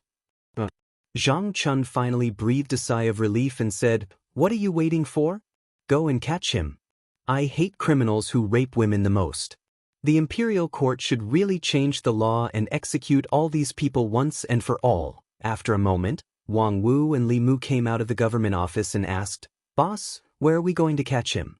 Li Mu said, "100 Rivers Academy." Wang Wu was stunned and asked, "Where?"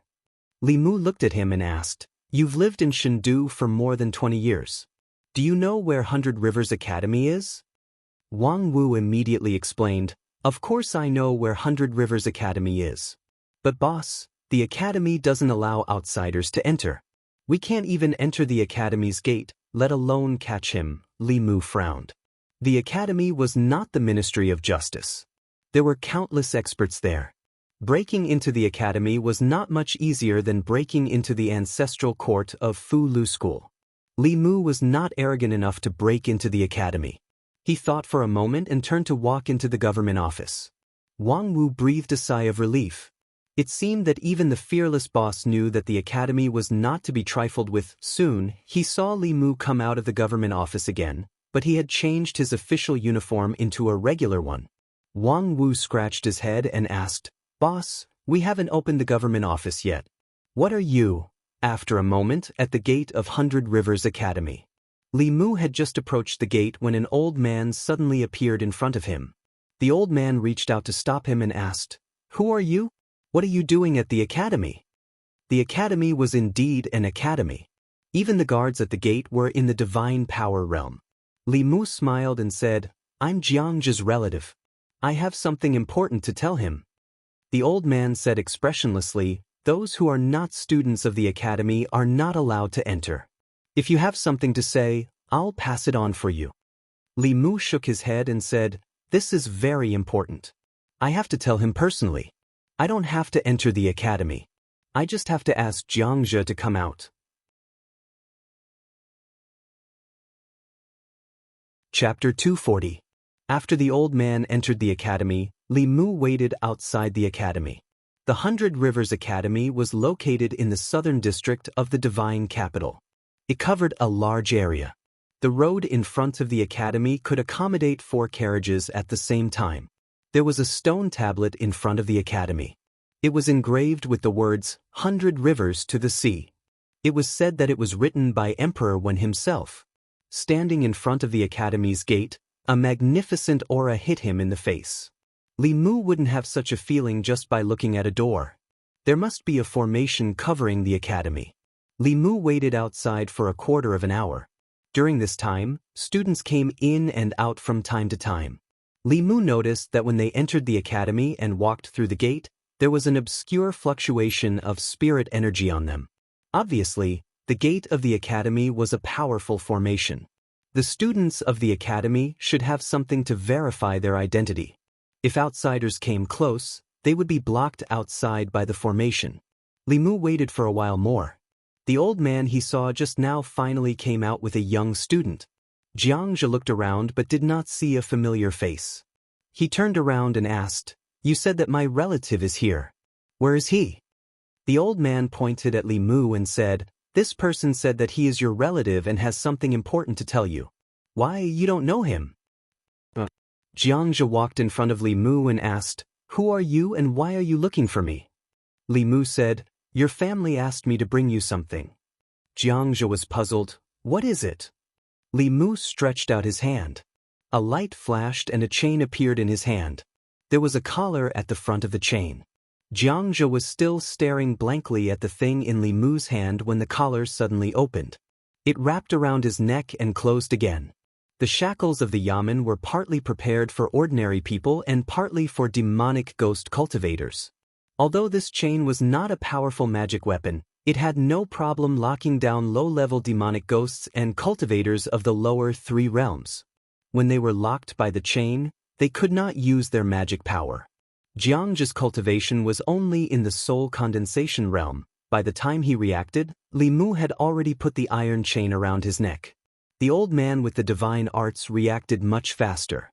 He noticed that something was wrong and instantly appeared here. He glared at Li Mu and said furiously, "Junior, what are you doing?" Li Mu took out the token on his waist and waved it in front of the old man, saying, "100 Rivers Academy's Li Mu failed to rape an innocent girl.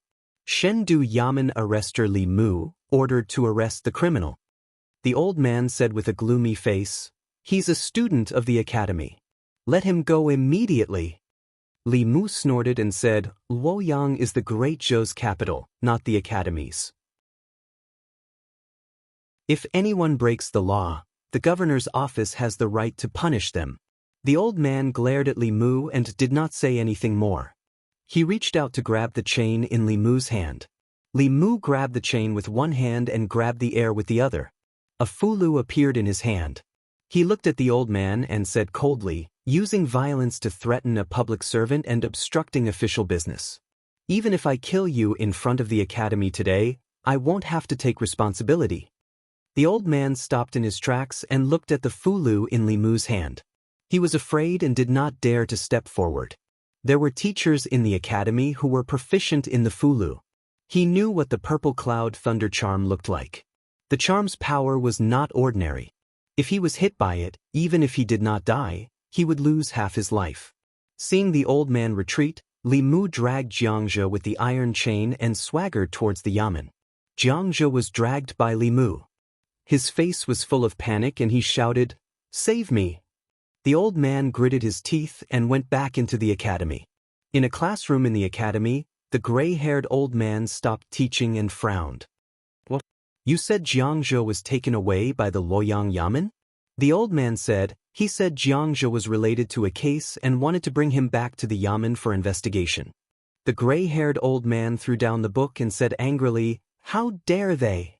Since when did they have the right to interfere in the academy's matters?" He waved his sleeves and said in a deep voice, "Follow me to the Luoyang Yamen." The Baichuan Academy was not far from the Yamen. Li Mu dragged Xianxia on the street and attracted many people's attention. Many people greeted Li Mu every day and were already familiar with him. They approached him and asked, "Constable Li, what crime did this man commit?" Li Mu said, "Attempted rape of a woman. You have to take this as a warning and obey the law." That person quickly said, "We won't do such a thing even if we're beaten to death.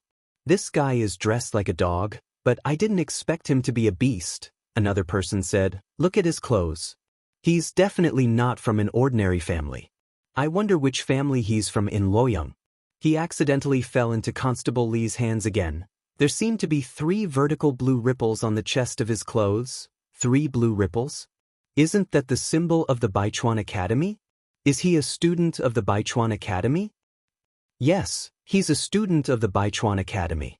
He's wearing the academy uniform. Li Mu dragged Xianxia away. The people were still talking behind them. The academy had a high status in the hearts of the people. It was a place that nurtured talents for the country. For more than 100 years, the academy's students had contributed a lot to the Great Zhou. How can a student of the Baichuan Academy be a rapist? Do you think Constable Li caught the wrong person? The person caught by Constable Li can't be wrong. He provoked the old faction and killed Director Zhou. It's only been a few days. Why is Constable Li at odds with the academy again? What's wrong with the academy? If someone from the academy breaks the law, he has to be punished by the law. I'm worried that the academy will cover for him. The academy is a place that educates and cultivates talents for the country. How can it cover for a rapist? Your worries are unnecessary. How can there be such an academy? Li Mu brought Xianxia back to the government office. Zhang Chun had been waiting in the court for a long time. When he saw Xianxia, he was stunned and asked, "This is the rapist?" Li Mu nodded and said, "That's him." Zhang Chun's face darkened. He said, "He's well dressed. I didn't expect him to be a beast." After snorting coldly, A trace of doubt appeared on his face. He muttered, "Why do I find his clothes familiar? I think I've seen them somewhere before." Wang Wu reminded him, "This is the uniform of the Baichuan Academy." Zhang Chun suddenly understood and said, "I remember. When I was still in the Scroll Academy, the students of the Baichuan Academy wore this kind of clothes during the competition of the 4 academies. It turns out that he's from the Baichuan Academy." The Baichuan Academy. Zhang Chun stared at Li Mu with wide eyes and said angrily, "He's from the Baichuan Academy. Why didn't you tell me?" Li Mu said innocently, "Your Excellency didn't ask." Zhang Chun was speechless for a moment. He asked the dignitaries, the old party, and the new party, but he didn't mention the academy. It was not that he didn't think of it, but he thought that even if Li Mu was bold, he should know the status of the academy in the hearts of the officials and the people. Even His Majesty had to respect the academy. Who did he think he was? Could he ride on His Majesty's back? Li Mu said, "Your Excellency, Zhang once said that everyone is equal in front of the law. Anyone who commits a crime must be punished by the law. Your Excellency has always been my role model. Do you think that the students of the academy are above the people and can get away with it if they commit a crime?" Zhang Chun's old face turned red. He coughed softly and said, "Of course I didn't mean that, but you should at least tell me in advance so that I can be mentally prepared." Li Mu said, "I thought that in your eyes, there are only law-abiding and law-breaking people. There is no distinction between the common people and the students of the academy."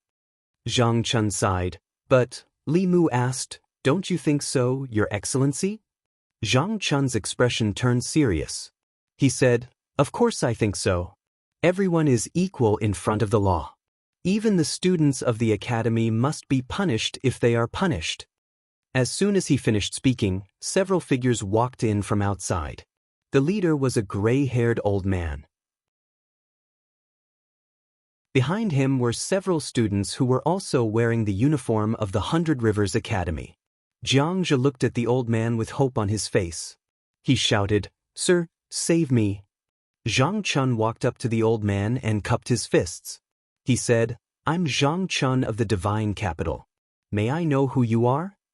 The old man in luxurious clothes said lightly, "My surname is Fong. I'm an instructor of the 100 Rivers Academy." Zhang Chun said, "So it's Sir Fong. I've heard so much about you." The old man in luxurious clothes went straight to the point.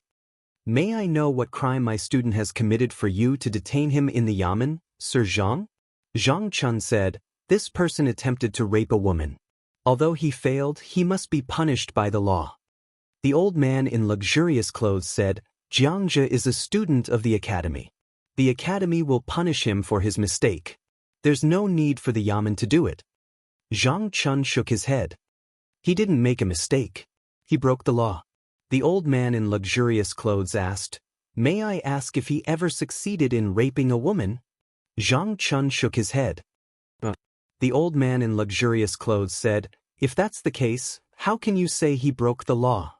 Zhang Chun didn't explain this time, so the old man thought that he had nothing to say. He grabbed the iron chain around Xianxia's neck and pulled with force. The iron chain was torn apart by him. He glanced at Xianxia and said coldly, "You disgraceful thing. Scram back to the academy immediately and accept your punishment." Xianxia shuddered and quickly stood in the midst of the students. The old man glanced at Zhang Chun and said, "Sorry to disturb you." With that said, he led the group away from the yamen. From beginning to end, Li Mu did not stop them. With his understanding of Zhang Chun, it was hard to say if Xianxia had not entered the yamen. Once he entered, it would not be easy for him to leave. Even if he left now, he would have to return sooner or later. This is too much. As soon as the old man left, Zhang Chun pointed at the door and shouted, "How dare they barge into the yamen and kidnap a criminal in broad daylight? Do they have no respect for the law? Does His Majesty even exist? I'll write a memorial to His Majesty."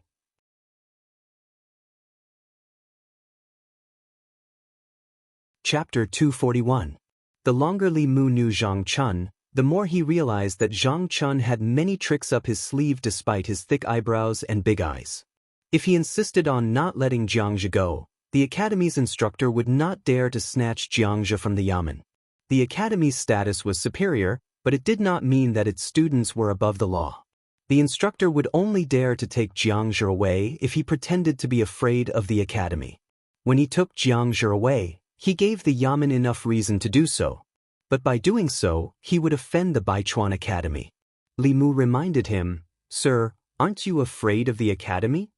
Zhang Chun spat and said, "What's there to be afraid of? This is the government office. If I let him take him away so easily, I will lose face. Where will the law and His Majesty's face be?" Li Mu felt that Zhang Chun was going to throw caution to the wind. Lord Zhang, who used to be as timid as a mouse, had now become as hot-headed as Li Mu. What had he experienced? Outside the Luoyang Yamen, the people who were attracted saw the people from the academy barge into the Yamen and walk out after a while. Jiang Zhu, who was handcuffed by Li Mu, was also in the crowd and could not help but be shocked. He's out just like that? Raping a woman is such a serious crime. He's out just like that? What else can he do? You know what kind of place the academy is and how many connections they have in the imperial court. Not to mention rape, even murder and arson. As long as the academy protects them, nothing will happen. The people could not understand what they saw with their own eyes. The academy had a high status in the hearts of the people. For 100 years, the academy had been sending talents to the imperial court. Most of the 36 counties in the Great Zhou, including the Luoyang, were governed by the academy's students. The academy had contributed greatly. The 4 major academies in the Luoyang were respected by the people, be it the instructors or the students. They only saw the academy's glory, but rarely saw this side of the academy. The Baichuan Academy. The old man in fine clothes who had returned to the academy looked at Xianxia and snorted. He said angrily, "Bastard." Xianxia hurriedly knelt down and said, "Teacher, this student was wrong. This student will never dare to do it again." The old man said, "This old man has saved you this time. If there's a next time, you'll have to fend for yourself." Xianxia repeatedly promised, "I won't dare to do it again. I won't dare to do it again." The old man coldly looked at him and said, "If you were a bit more diligent in your cultivation, you wouldn't have been so easily taken down by a Jushan officer. Don't go out to drink and have fun. Spend your time on cultivation. If you still can't reach the Jushan level in a year, then get the hell out of the academy." After the old man finished speaking, he flicked his sleeves and left. Xianxia heaved a sigh of relief and whispered, "That was close." A student beside him smiled at him and said, "Didn't you do this kind of thing smoothly before? How come you almost fell into the gutter this time?" Xianxia said hatefully, "It was fine this time. I even went to the Ministry of Justice and still came back. It's all that damned constable's fault. He almost ruined my future. This debt, I'll settle it sooner or later." The student said, "It's just a constable. When you leave the academy next year and get a good position in the divine capital, there will be plenty of ways to kill him." Crepe Myrtle Hall. There wasn't anything important to discuss in today's morning court. After the 6 assistant ministers reported their work, the young female official walked out from behind the curtain and said, "If there is nothing else, then today's morning court will end here." The officials put away their tablets and were about to leave when a voice suddenly came from the back of the hall. "Your Majesty, this official has a memorial." Everyone couldn't help but look at the back. During the morning court, the officials stood according to their ranks. Those standing at the back were usually the lowest-ranking officials. When they came to the court, they were just going through the motions. Very few of them would take the initiative to speak. At the end of everyone's line of sight, at the entrance of Crepe Myrtle Hall, an official in the second-last row stood up. It was the first time for most of the officials in the hall to see him. The official took a few steps forward and came to the center of the hall. He bowed and said, "I'm Zhang Chun of the Divine Capital. I have something important to report." When he reported his official position, many people in the hall realized that he was Zhang Chun. The abolition of the silver in lieu of crime was due to the letter he had sent.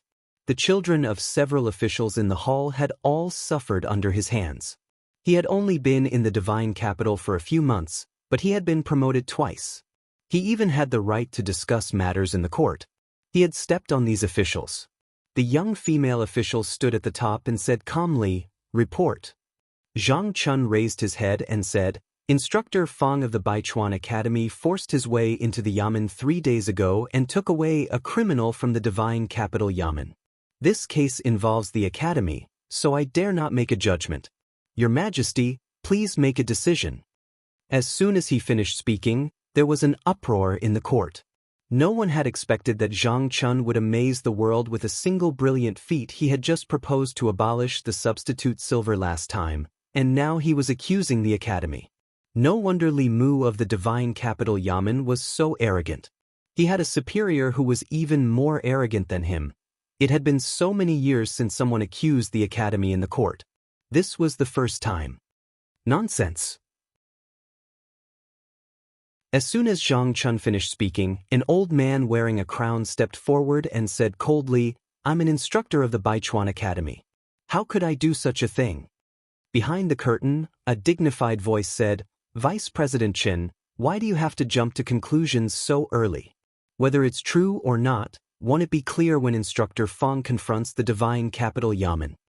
Vice President Chen said in a low voice, I'll go back to the academy and bring Instructor Fang to the palace to confront him. As soon as he finished speaking, he took a step forward and disappeared.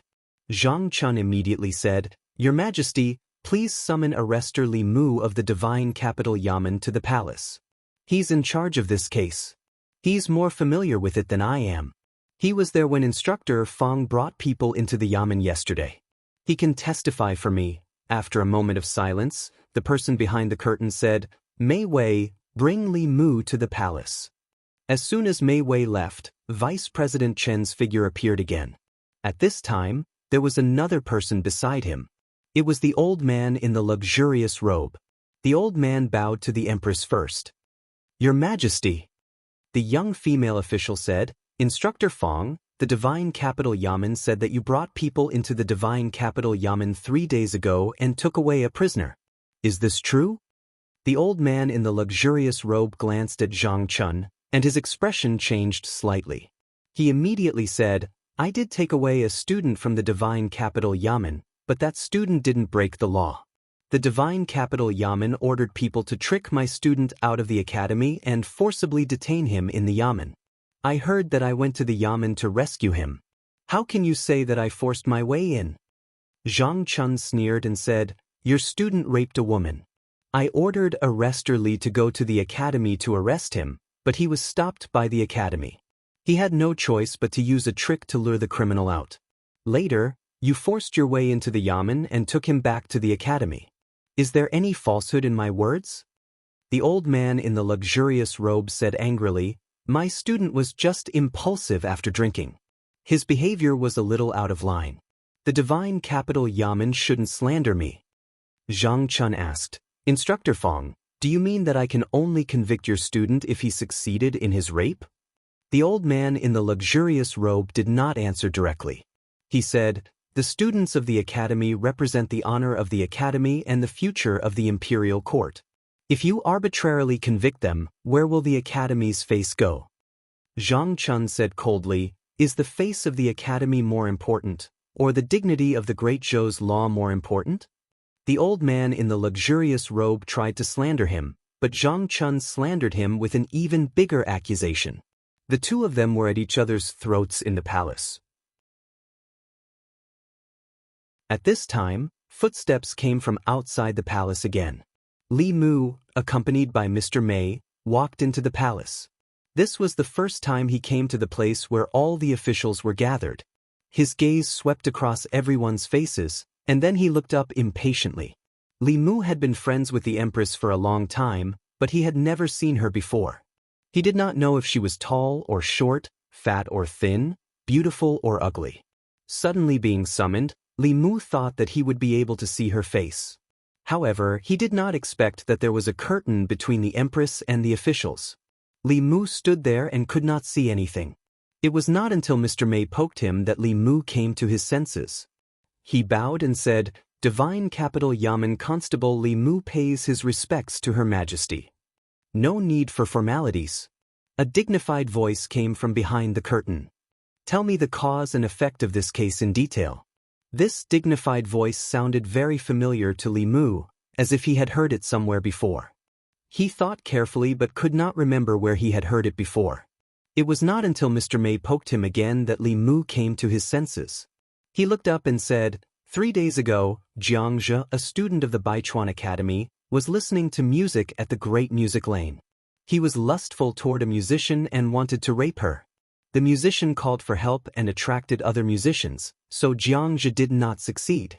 After learning about this case, I was ordered by Lord Zhang to go to the academy to arrest Xianxia. Because I could not enter the academy, I could only use a trick to lure Xianxia out and detain him in the capital Yamen. I did not expect that before the Yamen could detain him, he would be taken away by Instructor Fong. The old man in luxurious clothes said angrily, "What do you mean by taken away? When I took Xianxia away, you did not stop me at all." Li Mu said, "You are a strong man in the creation realm, and you have helpers. All the constables in the capital Yamen and Lord Zhang were no match for you. How could we dare to stop you? We could only watch you take the criminal away." The chest of the old man in luxurious clothes rose and fell. He said, "Didn't you say that if you did not succeed in raping a woman, it was not a crime?" Zhang Chun shook his head and said, "That was what you said." "I did not say that." The old man in luxurious clothes said angrily, "Why didn't you say that at that time?" Zhang Chun shrugged and said, "I told you that he had violated the law, but you did not believe me. You even destroyed the instruments of torture in the Yamen and insisted on taking him away. I was afraid that if I angered you, you would attack me." The old man in luxurious clothes opened his mouth but did not know what to say. He had been in the academy for decades and had never met such a person. This black-hearted official had clearly dug a hole for him to jump into.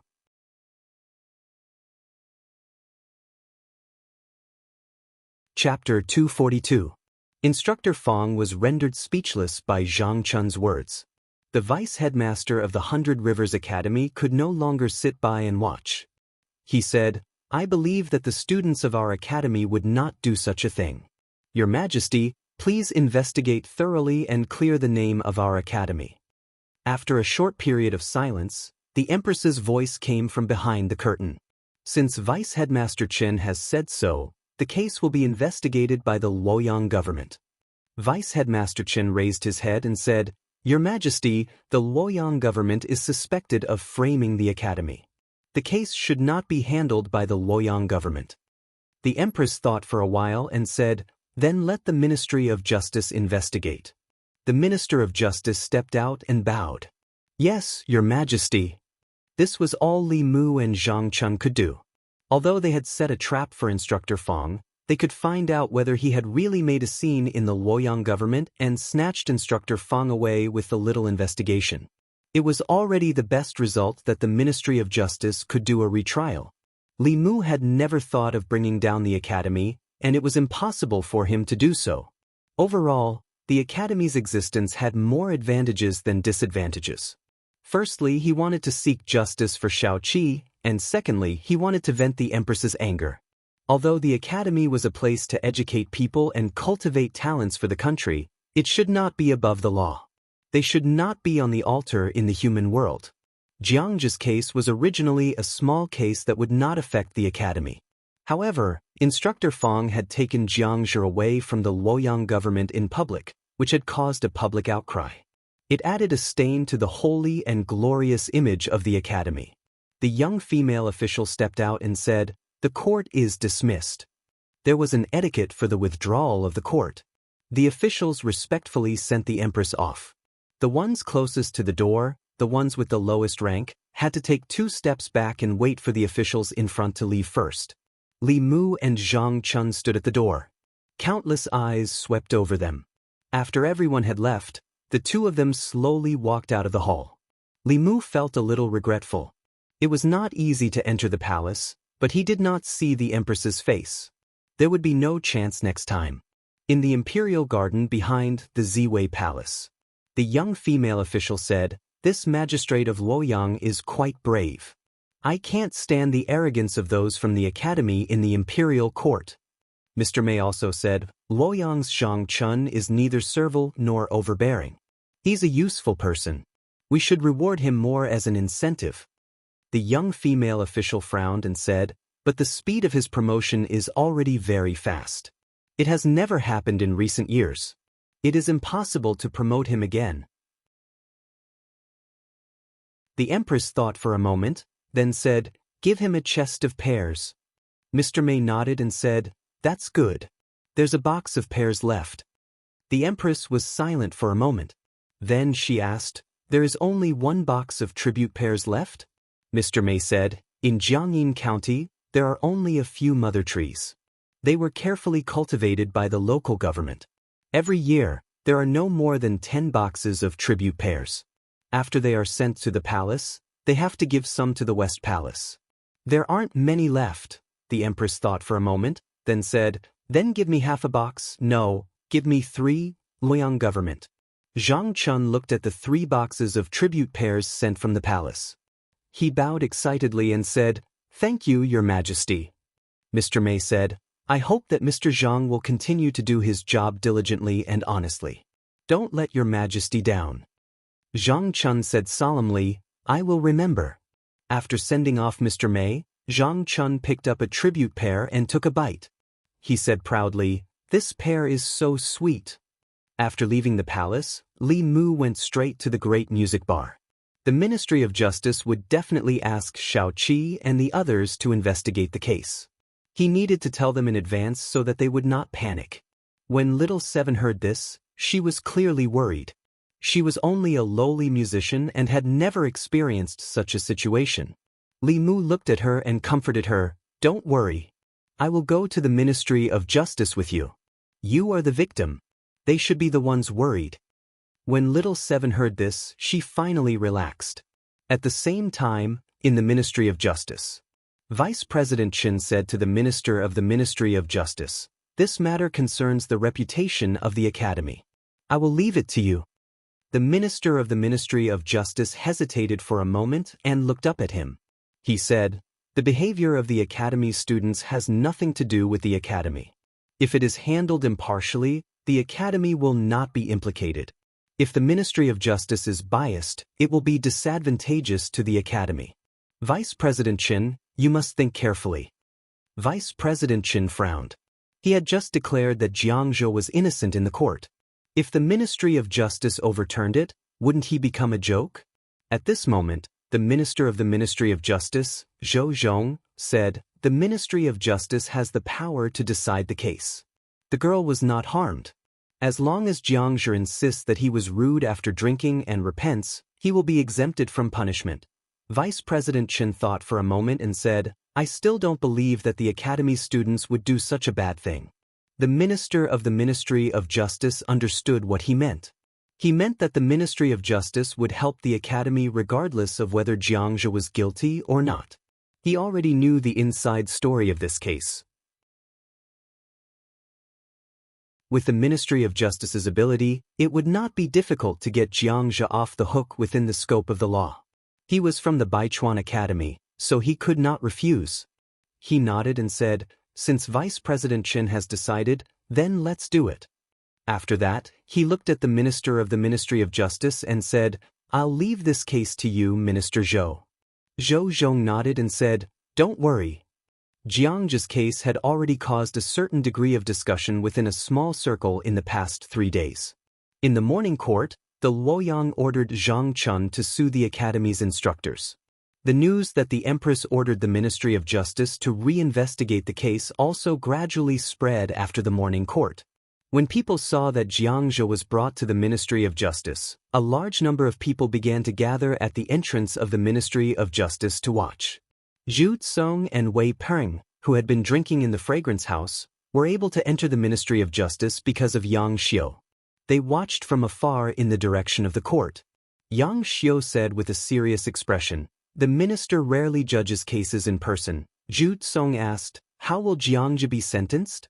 Rape is a serious crime. I'm afraid the rest of his life is over, Wei Peng said, not necessarily. Zhu Tsong knew that Wei Peng had been painstakingly studying the laws of the Great Zhou these days. He turned to look at him and asked, what do you mean? Wei Peng said, in the laws of the Great Zhou, raping a woman is a serious crime. Usually, the offender will be sentenced to 3 to 10 years in prison. If the case is serious, the offender can be executed. Even if he doesn't succeed in his crime, he will still be sentenced to 3 years in prison for attempted rape. Zhu Tsong asked, that means Xianxia will spend at least 3 years in prison? Wei Peng shook his head and said, this is a case of attempted rape. If he gives up in the process of rape and stops the crime voluntarily, he can be exempted from punishment if he doesn't cause any harm to the woman. He looked in the direction of the court and said slowly, the key to this case is whether Xianxia stopped the violence voluntarily or was stopped by someone else. This will determine whether he will be acquitted or be sentenced to 3 years in prison. Zhu Tsong was puzzled. What's the difference if he failed to rape her anyway? I know that. Yang Xiu finally had a chance to interrupt. He said, if he stops the crime voluntarily, he will also be sentenced to a heavy sentence. The perpetrator will have no way out. This law seems to give the perpetrator a chance, but it is actually a protection for the victim. Wei Peng nodded and said, although this is the original intention of the law, it will also give many people a chance to take advantage of this loophole. In the court of the Ministry of Justice. Xianxia knelt on the ground and said, sir, please understand. I was impulsive after drinking and was rude to this lady. Later, I remembered the teacher's teachings and suddenly came to my senses. I didn't continue to violate this lady, Yinin said angrily. You only stopped when we rushed to the room, Xianxia said. At that time, I wanted to apologize to this lady. You misunderstood. You are clearly quibbling. That is the truth. Xianxia looked up at the Assistant Minister of the Ministry of Justice and clasped his hands. Sir, please understand. Both sides had their own version of the story. Xianxia said that he stopped the violence voluntarily, but the musician of the great music bar said that he was stopped by others. Although the results of these two cases were the same, the meaning was completely different. The Ministry of Justice's punishment for this case was based on the process of the case. The Assistant Minister of the Ministry of Justice said lightly, I will use the soul manipulation on Xianxia. The truth will be revealed soon. He looked at Xianxia and said, raise your head. Xianxia raised his head and looked into the eyes of the Assistant Minister of the Ministry of Justice. The Assistant Minister of the Ministry of Justice's eyes became deep pools. He asked, Xianxia, let me ask you, when you wanted to violate this lady, did you repent on your own, or was it because someone stopped you? Xianxia's eyes were dull. He murmured, I repented on my own and realized that I had made a mistake. I wanted to explain to this lady, but perhaps I was too anxious and was misunderstood by her. Li Mu's expression was ugly. Xiao Qi and the others could not be lying. Either Xianxia had a way to avoid the soul manipulation, or the Assistant Minister of the Ministry of Justice deliberately let him go. Regardless of which possibility it was not something that ordinary people could see through. Xianxia's actions before he was stopped were attributed to him being too anxious to explain. Even if a transcendent expert could reenact the scene, they could not convict him. It was obvious that he had made sufficient preparations before going to court. Even if the Ministry of Justice's punishment was presented to the Empress, it would not be a problem. The Assistant Minister of the Ministry of Justice looked at everyone and said, the truth is out. Although Xianxia was in the wrong, he did not deserve to be punished. Seeing that you were able to repent in time, I acquit you. However, you have disturbed this lady, so you must apologize to her and compensate her with 10 taels of silver. Do you have any objections? Xianxia immediately said, thank you, sir, for proving my innocence. He stood up and bowed to Xiao Qi. He said, I was rude after drinking and offended you. I apologize to the lady. The Assistant Minister of the Ministry of Justice slammed the gavel and said, the case has been investigated. The court is dismissed. Xianxia left 10 taels of silver and looked at Li Mu and the others. He smiled and strode out of the Ministry of Justice. Li Mu sent Xiao Qi and the others out of the Ministry of Justice. He looked back and walked back. He looked at a figure standing in the courtyard and said slowly, Sir Zhou, you should know better than anyone whether Xianxia is guilty or not, right? Zhou Zhong looked at him and asked, is this important? Li Mu said in a low voice, If right or wrong, justice and injustice are not important, what else is important in this world? Zhou Zhong looked into his eyes and said after a long time, "You are really like a friend that I haven't seen for many years." Li Mu said coldly, "You don't deserve such a friend." Zhou Zhong was not angry. Instead, he smiled and said, "Young man, when you first came to Luoyang, you thought that you were the embodiment of justice and did not care about anyone. They fought with the rich and powerful, corrupt officials, and the academy. There were many people like you in the past, but now you are the only one. Do you know why?" He said to himself, "Some people are dead, some are still alive. If the living want to live a better life, they have to become the people they used to hate the most. You will also have such a day," Li Mu said. "You can wait and see." Zhou Zhong said, "I will wait and see." Li Mu turned around and left in big strides. Zhou Zhong looked at his back and a mysterious smile appeared on his face.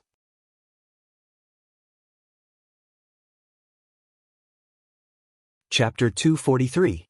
Ministry of Justice. Zhou Zhong returned to the office and tapped the table with his knuckles. No one knew what he was thinking. The director of the Ministry of Justice knocked on the door and walked in. He put a file on the table in front of him and said, "Assistant Minister, I went to the Ministry of Appointments and asked them to make a copy of County Magistrate Yi's resume. It's here." Zhou Zhong looked forward and his mind seemed to be elsewhere. He asked, "Is there a problem?" The director of the Ministry of Justice said, "This person's resume is an A in every 3 years. However, everyone knows what the Ministry of Appointments resume is about. It's too hard to use it to wipe someone's ass. There's no reference value. Even the county magistrate of Yangyang County can get an A in every year. This county magistrate in E was originally from the Ministry of Appointments. It's normal for the Ministry of Appointments to protect him. If you want to know how an E county is governed, you have to send someone to an E county to see for yourself. Ministry of Appointments?" The director of the Ministry of Justice's words seemed to have touched Zhou Zhong. He opened the resume of county magistrate in E and glanced at it. His eyes narrowed slightly. Then he put down the resume and said, "I'll send someone to handle this case. You don't have to worry about it anymore." Danyang County was far away and it was very troublesome to investigate in E County. The director of the Ministry of Justice didn't want to take care of this troublesome task. He was delighted and said, "If that's the case, I'll take my leave first." He strode out of the office. Zhou Zhong looked at the resume of County Magistrate in E for a long time. This resume from the Ministry of Appointments and a case file about the assassination of County Magistrate in E slowly floated up from the table. Puff! A ball of fire suddenly appeared in the air. The resume and the case file were quickly swallowed by the fire. In an instant, they disappeared without a trace. Not even ashes were left. Li Mu walked out of the Ministry of Justice. He was still angry. With his character, he wouldn't have said so much to the assistant minister of the Ministry of Justice. However, Zhou Zhong used to be a clear stream in Luoyang more than 10 years ago. The law reform he proposed was very advanced even now. Evil people would do evil. This was a fact that had never changed since ancient times. It was a pity and anger that a hero who slayed a dragon became an evil dragon. Li Mu was not Zhou Zhong, so he did not know why Xianxia had changed like this. However, the way the Ministry of Justice dealt with Xianxia was not entirely a bad thing. If the Ministry of Justice dealt with Xianxia fairly, the 100 Rivers Academy would inevitably lose some face. After all, it was shameful for a student of the academy to have such a scandal. This loss of face was negligible. Perhaps it would not be mentioned again in a few days. However, after Xianxia committed the crime, he was still able to get away with it under the protection of the academy. This matter would stir up even more public opinion among the people. It was inevitable that the people would look at the 100 Rivers Academy through colored glasses in the future. It had to be said that some people in the academy were used to being high and mighty. That was why they made such a stupid decision. Zhou Zhong wasn't helping the 100 Rivers Academy. He had solved a small problem for the 100 Rivers Academy, but he had also planted a big problem for them. Once the reputation of the academy collapsed, it would not be so easy to rebuild it. If Her Majesty could seize the opportunity, she might be able to change part of the situation in the imperial court. Li Mu felt that he was really worried about Her Majesty. As a lowly official with only a few taels of silver a month, he was worried about the Prime Minister. Outside the Ministry of Justice, the onlookers had not dispersed. A man came forward and asked, "Constable Li, why did Xianxia swagger out of the Ministry of Justice? Is he really not guilty?" Li Mu did not speak. He only sighed and said, "The Ministry of Justice has already declared Xianxia not guilty. Let's disperse." How could this be? Constable Li, is there any inside story? Isn't it obvious? Don't make things difficult for Constable Li. He has his own difficulties. Who dares to provoke the academy?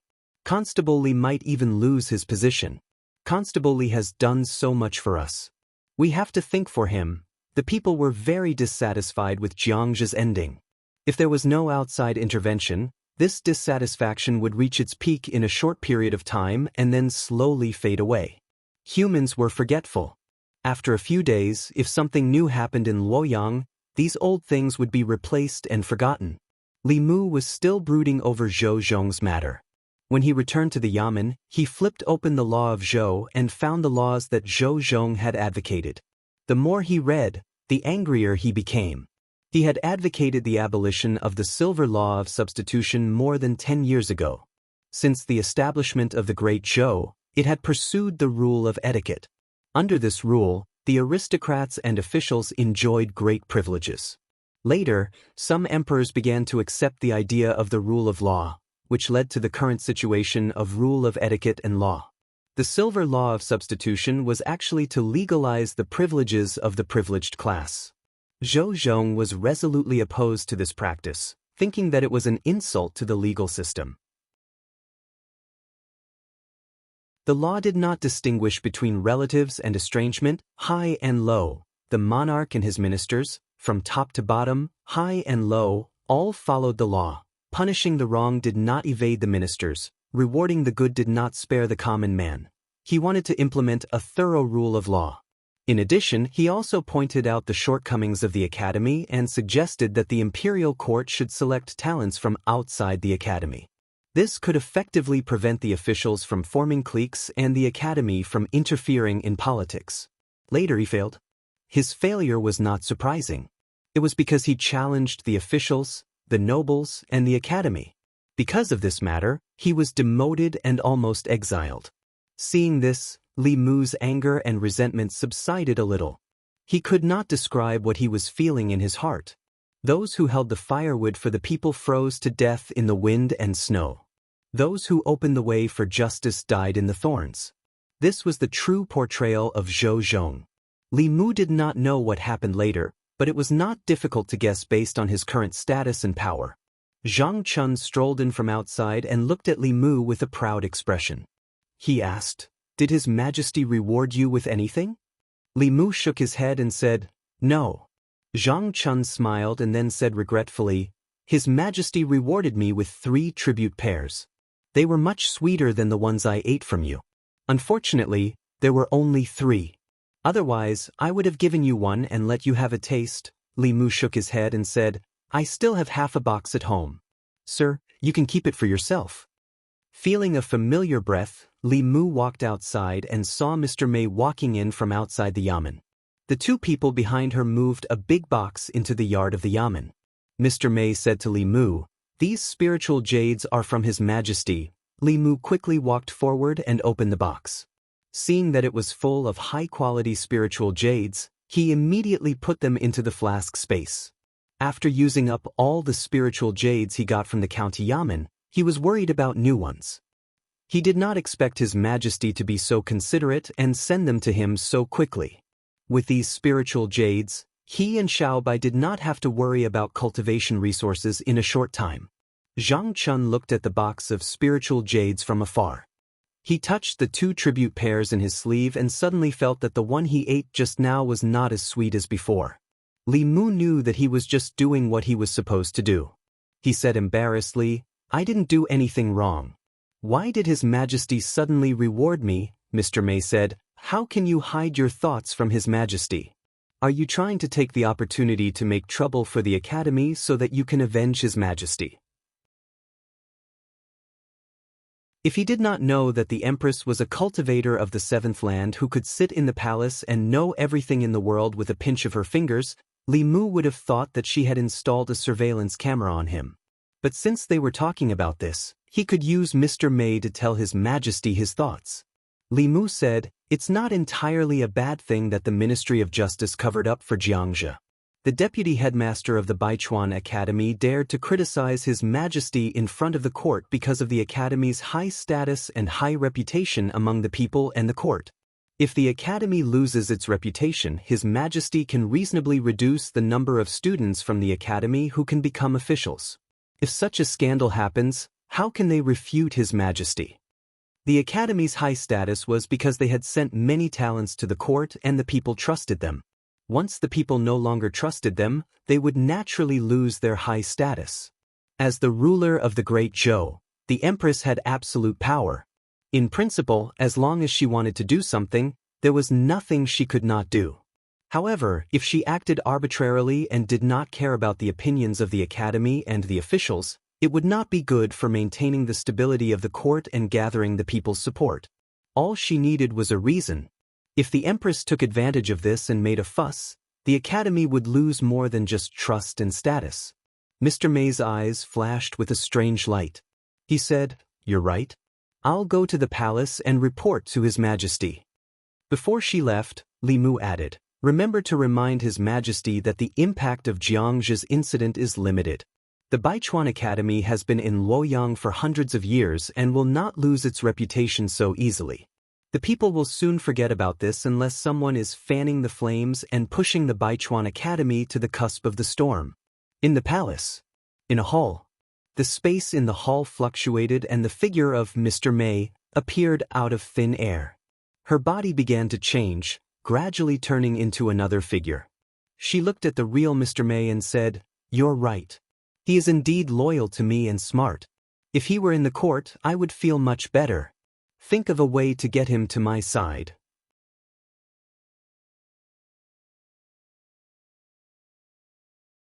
Chapter 244. With enough spiritual jades, Li Mu used the 3 days of rest he had saved to cultivate in seclusion at home. At a certain moment, Li Mu, who was sitting cross-legged on the bed and absorbing the spiritual jades with his eyes closed, suddenly opened his eyes. He could sense some subtle fluctuations in the array formation outside. Li Mu opened the door and saw Mr. Mei standing outside. He asked in surprise, "Sister Mei, why are you here?" Lord Mei went straight to the point and asked, "Were you the one who added fuel to the fire in the 100 River Academy?" Li Mu had been in seclusion for the past 3 days, so he didn't know anything. He asked, "What happened in the 100 Rivers Academy?" Mr. Mei was puzzled. "It really wasn't you?" Li Mu said, "Tell me what happened first." Lord Mei looked at him in surprise and finally said, "After Xianxia's case, in just 3 days, the reputation of the 100 River Academy among the people plummeted. After the internal guards investigated, they found that someone was fanning the flames behind the scenes and adding fuel to the fire. Wasn't it you?" Li Mu said, "I've been in seclusion for the past 3 days. This is the first time I've heard of this. Wasn't it His Majesty who sent someone to do it?" Mr. Mei shook his head and said, "No." Li Mu was stunned and asked, "Then who could it be?" The gate of the 100 Rivers Academy was not on the bustling main street, so not many people passed by. But since 3 days ago, there had been more people passing by the gate of the Academy. When the people passed by the gate of the 100 Rivers Academy, they all cast disdainful looks at the Academy. Some people even secretly spat when no one was paying attention and quickly left. Li Mu and Mr. Mei stood in the distance and watched this scene. The development of the matter was far beyond Li Mu's expectations. Xianxia's crime didn't cause any serious consequences, so it shouldn't have escalated so quickly. Someone must have fanned the flames behind the scenes to be able to develop to this point within 3 days. Under normal circumstances, this kind of thing should be decreasing day by day. For this kind of situation to occur, someone must have bought the trending topic. Li Mu thought about it and asked, could it be done by other academies or the new party? Although the Baichuan Academy did not openly support the old party, the students of the academy were the most influential in Great Zhou. Their relationship with the old party was inseparable. Of the 4 great academies, other than the White Deer Academy, the other 3 academies were in a competitive relationship. After all, there was a limit to the number of vacancies in the royal court. If one academy had more vacancies, the other academies would have fewer vacancies. Nobody wanted to be the one with fewer vacancies. The Baichuan Academy was close to the old party, while the Zhou family and the other new party members were eager to get hold of their weakness. They had the most obvious motive. Mr. Mei shook his head and said, "The person behind this is very cautious. The internal guards can't find the source. Even His Majesty couldn't figure it out with his great supernatural powers." She continued, "The Baichuan Academy's behavior of protecting Xianxia has already caused public anger in Luoyang. In the morning court today, several imperial censors joined with many courtiers to impeach the Ministry of Justice and the Academy. His Majesty has already ordered the Imperial Censorate to investigate this case." No matter who was behind this, Li Mu had to give him a thumbs up. It seemed that someone had the same idea as him. Instead of doing it secretly, it was better to let them fight each other. It would save Her Majesty a lot of trouble. Mr. Mei shook his head and said, "I almost forgot. I came to see you today for an important matter." She took out a silver waist token and handed it to him. She said, "From today onwards, you are a member of the internal guards." Li Mu looked at the waist token with his name engraved on it and was overjoyed. After being in Luoyang for so long and worrying so much for Her Majesty, he finally succeeded in sneaking into the internal guards. The internal guards were Her Majesty's direct imperial guards. They were only responsible for Her Majesty. This meant that he was one step closer to that big thigh. Mr. Mei continued, "Other than being an internal guard, you have a new job." Li Mu asked, "What job?" Mr. Mei said, "Her Majesty wants you to be the imperial censor in the palace. You will be in charge of checking the officials in the morning court." Li Mu was stunned and asked, "Don't you have to be from the academy to be an official?" Mr. Mei explained, "The officials of the Imperial Censorate are chosen by the imperial court from each county. They are not afraid of power and are honest and upright. In order to prevent the imperial censors from forming cliques for personal gain, all officials of the Imperial Censorate cannot be from the academy." Compared to the ability to govern the country, the imperial court valued the character of the imperial censor more. The cleaner the background, the more upright he was. He would be more suitable to be an imperial censor if he dared to speak out and scold other officials. The imperial censor in the palace, as the name suggested, was an imperial censor who worked in the Golden Palace. Their job was to observe the officials in the morning court to see if they were disheveled, lazy, or otherwise impolite. In addition, they had the right to express their opinions on the imperial court. All the officials in the imperial court, no matter their rank, had the right to discuss the imperial court's affairs. Becoming the imperial censor in the palace had little impact on Li Mu's current life.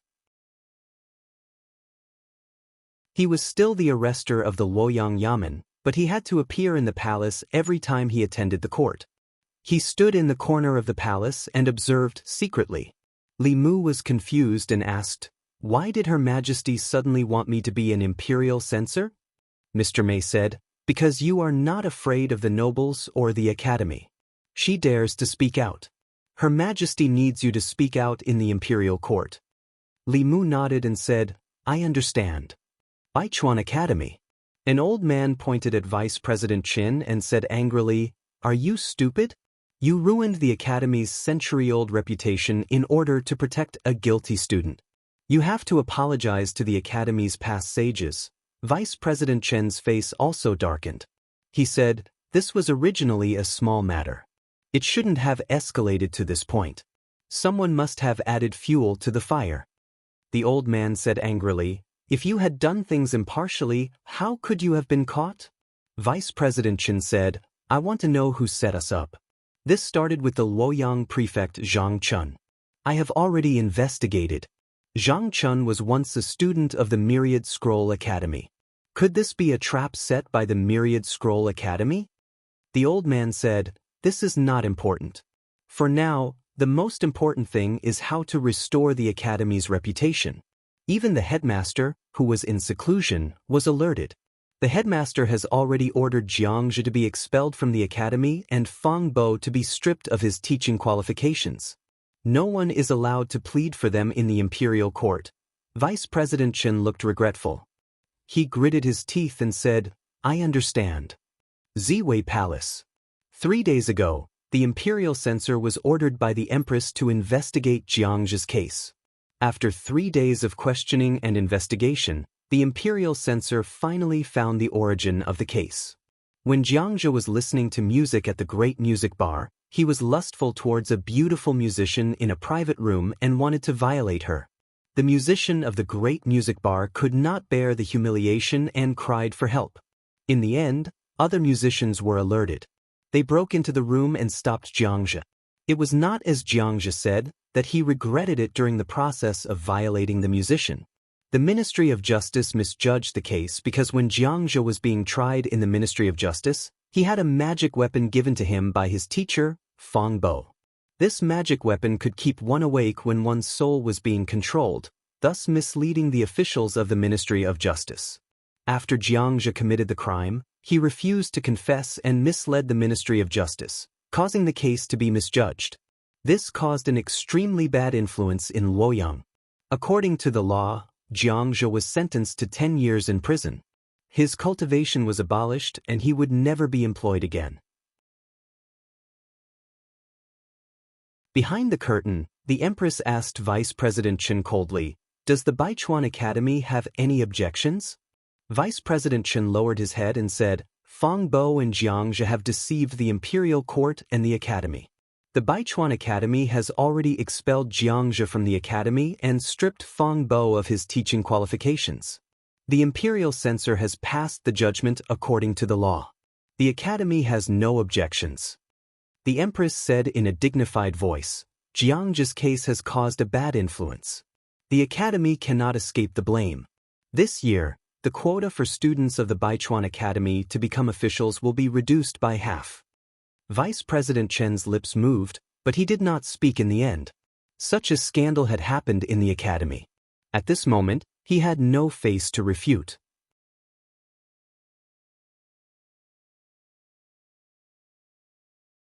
Chapter 245.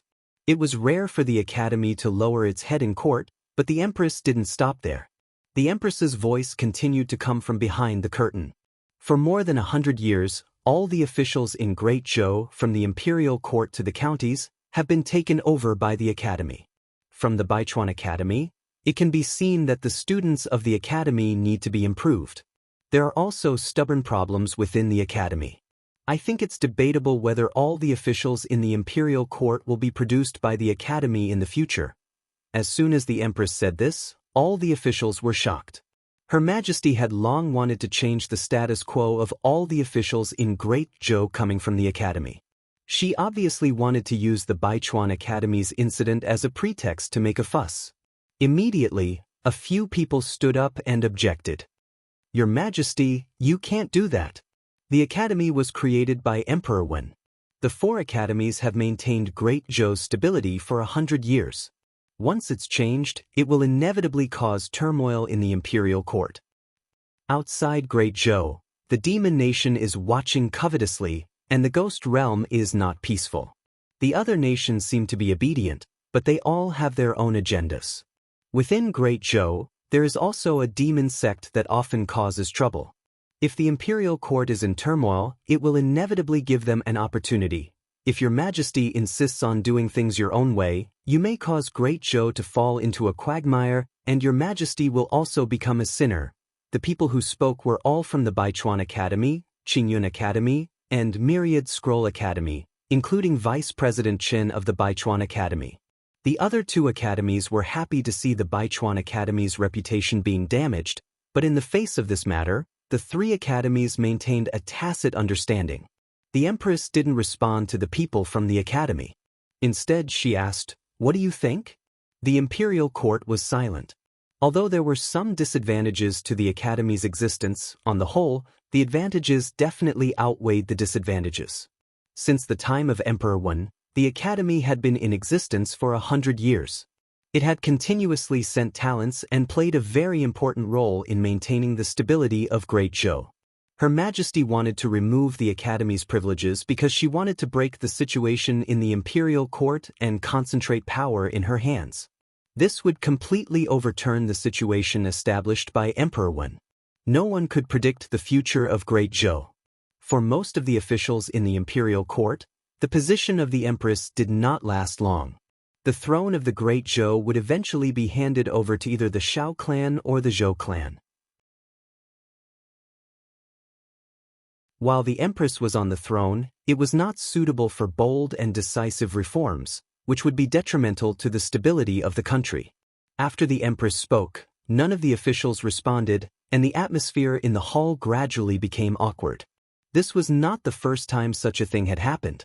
After all, almost all the officials in the imperial court were from the Academy. Even the censors did not want to change the ancestral system that had been passed down for hundreds of years. At this moment, a voice suddenly sounded from the corner of the hall. "Your Majesty is wise." Amidst the silence, a voice suddenly rang out, causing the hearts of the officials to tremble. Who was this audacious person who dared to speak at this time? They all looked at the corner of the hall, and a figure walked out from the corner. Li Mu? It's him. Why is he here? Wait, is he wearing the imperial censor robes? Imperial censor? His Majesty made him an imperial censor? Li Mu met the gazes of the officials and walked out from the corner of the Golden Hall. After someone responded, the Empress asked again, "What do you think, Minister Li?"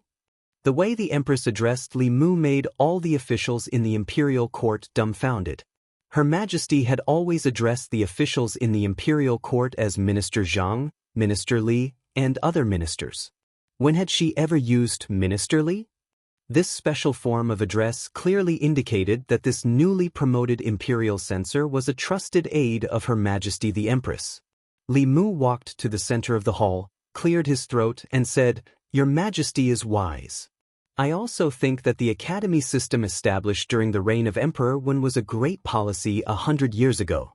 To a large extent, it changed the chaos of the Great Zhou officials who were not talented and virtuous.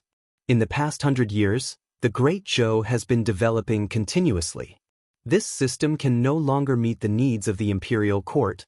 The atmosphere in the hall was completely different from the past. In the past, if no one responded to the decrees proposed by the Empress, it would be ignored, and no officials would discuss it. As long as one official stood out and agreed with the Empress, it was necessary to discuss this topic. The situation in the imperial court was complicated, and no one could predict the future. The officials who could be in the imperial court were all experienced and cunning. No one would risk the Academy's condemnation in order to protect His Majesty and give His Majesty a way out. They had never seen such a bold person. Now they saw it. The people of the Academy naturally would not allow Li Mu to slander the Academy.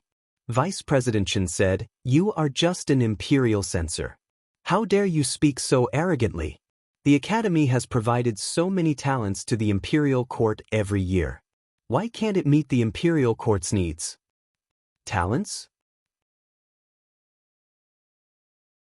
Li Mu glanced at him and asked, "A talent like Xianxia, relying on the Academy's background, raped a woman in broad daylight. Is this the talent the Academy mentioned?" This matter had become a pain for the Academy. Vice President Chen said with a gloomy face, "This kind of bastard is just a special case. He can't represent the Academy. The Academy has expelled him and will never hire him again." Li Mu shook his head and said, "Instructor Fang, as an instructor of the Academy, did not set an example and strictly restrain his students. Instead, he allowed Xianxia to rape a woman and tried to deceive the imperial court afterward to cover up his crime. If the upper beam is not straight, the lower beam will be crooked. What kind of students can such an instructor teach? If such a student enters the imperial court and becomes an official, how many people will be bullied by him?" He said coldly, "The instructor is like this, the students are like this." His Majesty just pointed out the shortcomings of the Academy. What right do you have to scold His Majesty as a sinner? Vice President Chen was speechless for a moment, and then immediately said, Instructor Fong can't represent all the instructors of the academy. You are generalizing. What about the county magistrate of Yang County? Li Mu continued to ask. As a county magistrate, he colluded with the local tyrants and exploited the people. He created an unjust case that shook the great Zhou. Even the heavens couldn't stand it. Which academy did he come from? The vice president of the Myriad Scroll Academy lowered his head slightly. Vice President Chen said, You are still generalizing. There are 36 counties in the Great Zhou and hundreds of county magistrates. What can a county magistrate of Yang County prove? Li Mu smiled at him and said, Okay, let's not talk about the place. Let's talk about Shendu. As far as I know, the county chief of the North County has long disliked the county magistrate of Yang County's actions.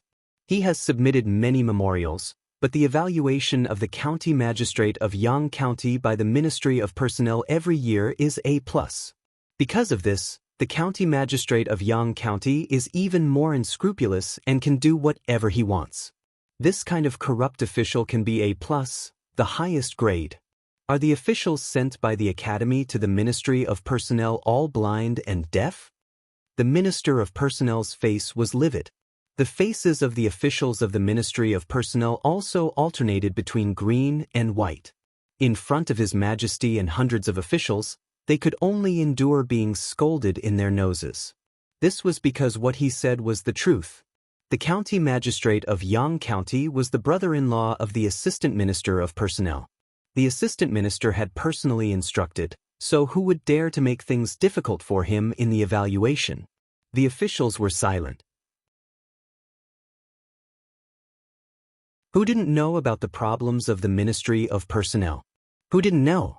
But the problem was, which Ministry of Personnel wasn't like this in the past dynasties? Most of the officials in the imperial court had their own factions. Wasn't it common for members of the same faction to help and cover for each other?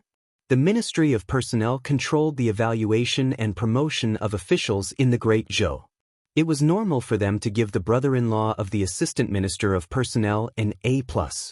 But in the imperial court, this was the first person who dared to scold the officials of the Ministry of Personnel as blind and deaf. Before this, they all thought that Li Mu was influenced by Zhang Chun of Shendu like boss, like subordinate. Only now did they realize that they seemed to have gotten it the other way around. The Minister of Personnel's face was red. He coughed lightly and explained, This is the dereliction of duty of the Ministry of Personnel. This has already sounded the alarm bell for the Ministry of Personnel. We will reflect on ourselves in the future to reduce such incidents. Don't give me that. Li Mu waved his hand and said, Who doesn't know that the county magistrate of Yang County is the brother-in-law of the Assistant Minister of Personnel? This isn't the first time the Ministry of Personnel has done something like this. Why are you still pretending in front of me? The Minister of Personnel covered his mouth and coughed uncontrollably. He retreated to his seat. The Assistant Minister of Personnel clenched his fists tightly. The veins on his forehead bulged, but he could only lower his head. Many of the officials in the imperial court were dumbfounded. They couldn't help but label Li Mu as a lunatic. Even the strongest imperial censor they had seen was not half as strong as him. He had torn down the veil of the Ministry of Personnel and exposed the officials of the Ministry of Personnel completely naked in front of the other officials. But Li Mu didn't stop there. He pointed around and said, And the Ministry of Rights, Ministry of Justice, Ministry of Revenue, and Taichung Temple. How many officials in the 6 ministries and 9 temples have failed to discipline their sons? You let them do whatever they want in Luoyang and bully the people. Instead of being ashamed, you are proud of it. Don't you know how many times you have protected them? The Minister of Justice secretly rejoiced. Fortunately, he didn't fight to the death with Li Mu.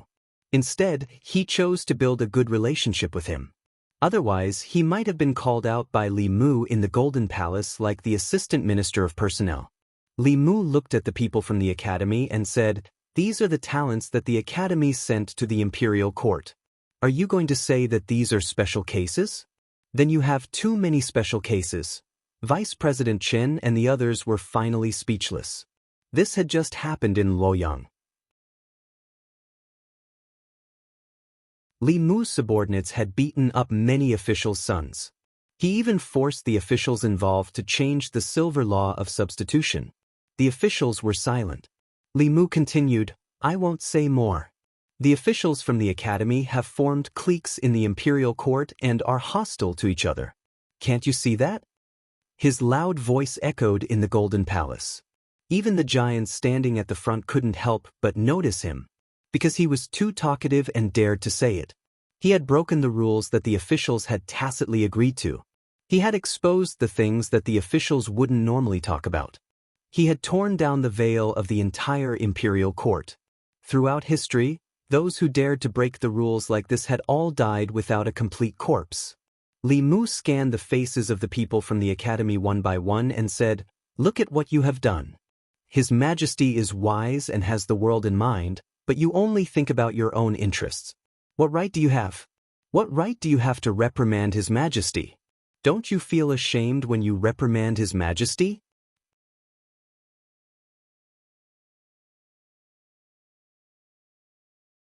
Chapter 246. There were more than 100 officials standing in the Golden Hall, but it became Li Mu's personal performance. Because it was too quiet, his voice kept echoing in the hall. No one could answer his question. These rules, which had been tacitly agreed upon by the officials, were laid bare in front of them. It was enough to make everyone in the imperial court blush with shame. The officials were silent, and so was the academy. Li Mu continued, talking about the demon kingdom, the ghost realm, the 4 barbarians of the devil sect. These are all excuses. Everyone here knows better than anyone else that the problem of the great Zhou dynasty is not outside, but in the imperial court, in this golden hall. Li Mu's voice echoed, each word piercing the heart. The hall was silent for a long time. Then the Empress's dignified voice came from behind the curtain. "Everyone, please think about Minister Li's words carefully. You may leave the court in an hour." Behind the curtain, footsteps sounded and gradually faded away. The Empress must have left from the back of the hall. After a while, Mr. Mei walked out from the back of the hall. He gave Li Mu a look, and Li Mu followed him out from the back of the hall. Inside the main hall, there was silence. The Assistant Minister of Personnel's face was as black as the bottom of a pot. The officials from the 6 ministries and 9 temples who had suffered at his hands did not look too good either. The vice deans and instructors of the major academies left without a word. The officials looked at each other. The hall was silent for a long time. Then someone sighed and said, "Where did this hothead come from?" After someone spoke, the oppressive atmosphere in the hall exploded. "He really dares to speak. The 6 ministries and 9 temples, and the 4 great academies, have all been scolded by him. Even His Majesty has not scolded us like this. With this kind of person as the imperial censor, I'm afraid we won't have a good life in the future. He keeps saying that His Majesty is wise, and magnanimous. He just wants to gain favor by protecting His Majesty. Can he be any more obvious? How shameless. I used to think that Zhang Chun was already shameless enough. I didn't expect Zhang Chun to be so much worse than him." The official who spoke did not hide his disgust and annoyance towards Li Mu, but there were also some who were silent and had a thoughtful look on their faces, as if they were really thinking about what he had just said. There was something wrong with the imperial court. They usually turned a blind eye to these problems, but now that it was pointed out, they could no longer ignore it. Li Mu pointed out the problems of the academy, the 6 ministries, the collusion of the officials in the imperial court, and the decreasing psyche power of the people after Emperor Wen. The Assistant Minister of the Ministry of Justice, Zhou Zhong, stood in the crowd with a faint smile on his face. Li Mu was not aware of the situation in the hall. He had already left Ziwei Hall. Lady Mei and the Empress' personal maid led him to another hall. There was a table in the hall that was already filled with delicacies. Li Mu was startled and asked, "What is this?" Mr. Mei said, "His Majesty specially asked you to have lunch before you leave." After the morning court session, being able to enjoy lunch in the palace was a privilege that couldn't be any better. Li Mu did not refuse. He was already thirsty from all the saliva flying in the hall. He picked up the flagon on the table, poured himself a full cup, and drank it up. It did not seem to be wine in the flagon, but some kind of fruit drink. It even contained rich spiritual qi. One sip was equivalent to half a spiritual jade absorbed by Li Mu. After he sat down, he looked at Mr. May and the young maid standing aside and said, "Don't just stand there. Sit down and eat with me." Mr. May shook his head and said, "You eat. This is a gift from His Majesty." Since they did not want to, Li Mu did not force them. There were many rules in the palace, and they must know better than him. Mr. May remembered something. He pointed to the young maid and said to Li Mu, "Her name is Shangguan Li. She is His Majesty's personal maid and also one of the commanders of the internal guards.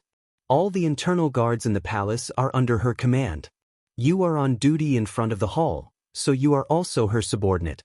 If you have any problems in the future, you can go to Commander Shangguan."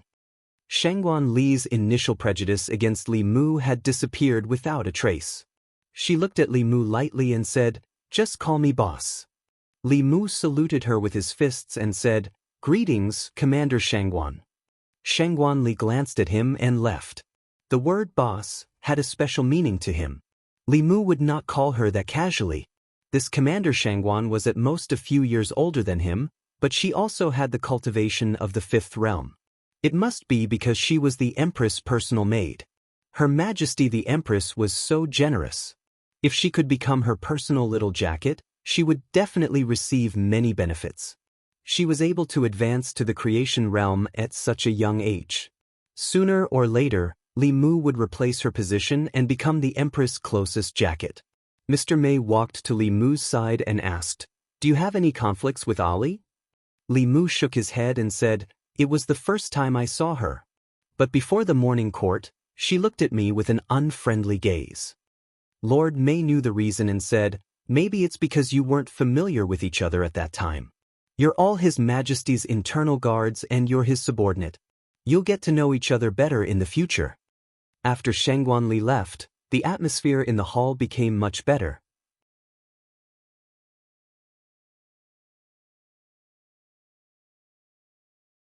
Before he left, he also brought some fruits and pastries for Xiao Bai. Mr. May said, "Let me see you out.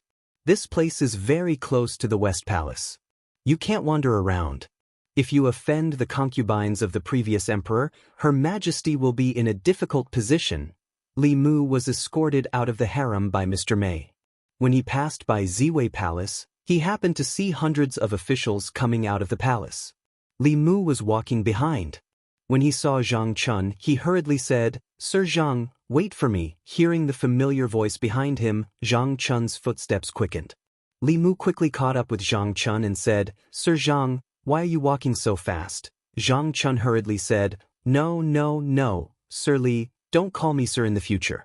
I can't accept it, really. The imperial censor in the palace was only a 7th-rank official. Zhang Chun was now a 5th-rank official. Moreover, Li Mu's identity was only useful during the morning court. Normally, he was still a constable in the divine capital. However, since Zhang Chun said so, he did not force him. He said, "Old Zhang, what are you afraid of?" Zhang Chun looked at him and said in shock, "Are you really stupid or are you pretending to be stupid? After what you did in the court, there will be no place for you in the divine capital. You may not be afraid of them, but I'm afraid of being implicated by you." Li Mu said, "I don't need them to tolerate me. I only need Her Majesty to tolerate me." He glanced at Zhang Chun and asked, "Besides, do you think it's useful for you to hide from me now?" Zhang Chun thought carefully and realized that he and Li Mu were grasshoppers in the same boat. He sighed and asked, "You disappeared for so long just now. Did Her Majesty summon you alone?" "No, she didn't." Li Mu shook his head and said, "Her Majesty told me to have lunch in the harem before leaving. I came out after lunch." "Lunch?" Zhang Chun licked his lips and asked, "How's the lunch in the palace? Is it rich? How many dishes are there?" Li Mu said, "It's quite rich. There are more than 30 dishes. The spirit wine is also delicious.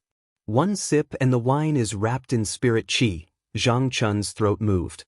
He turned his head and said, I heard that the Imperial Kitchen's cooking is not that good.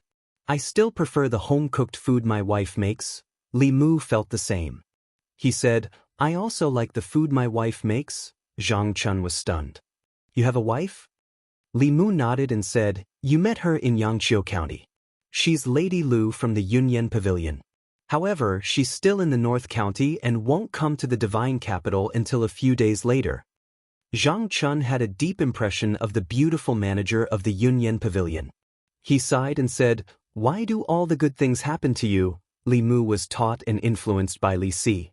He said, as long as a girl puts down her face, it's easy to get her. Zhang Chun thought of his performance in the palace and nodded. You're quite shameless when you're protecting Her Majesty. Then he suddenly thought of something and looked at Li Mu in disbelief.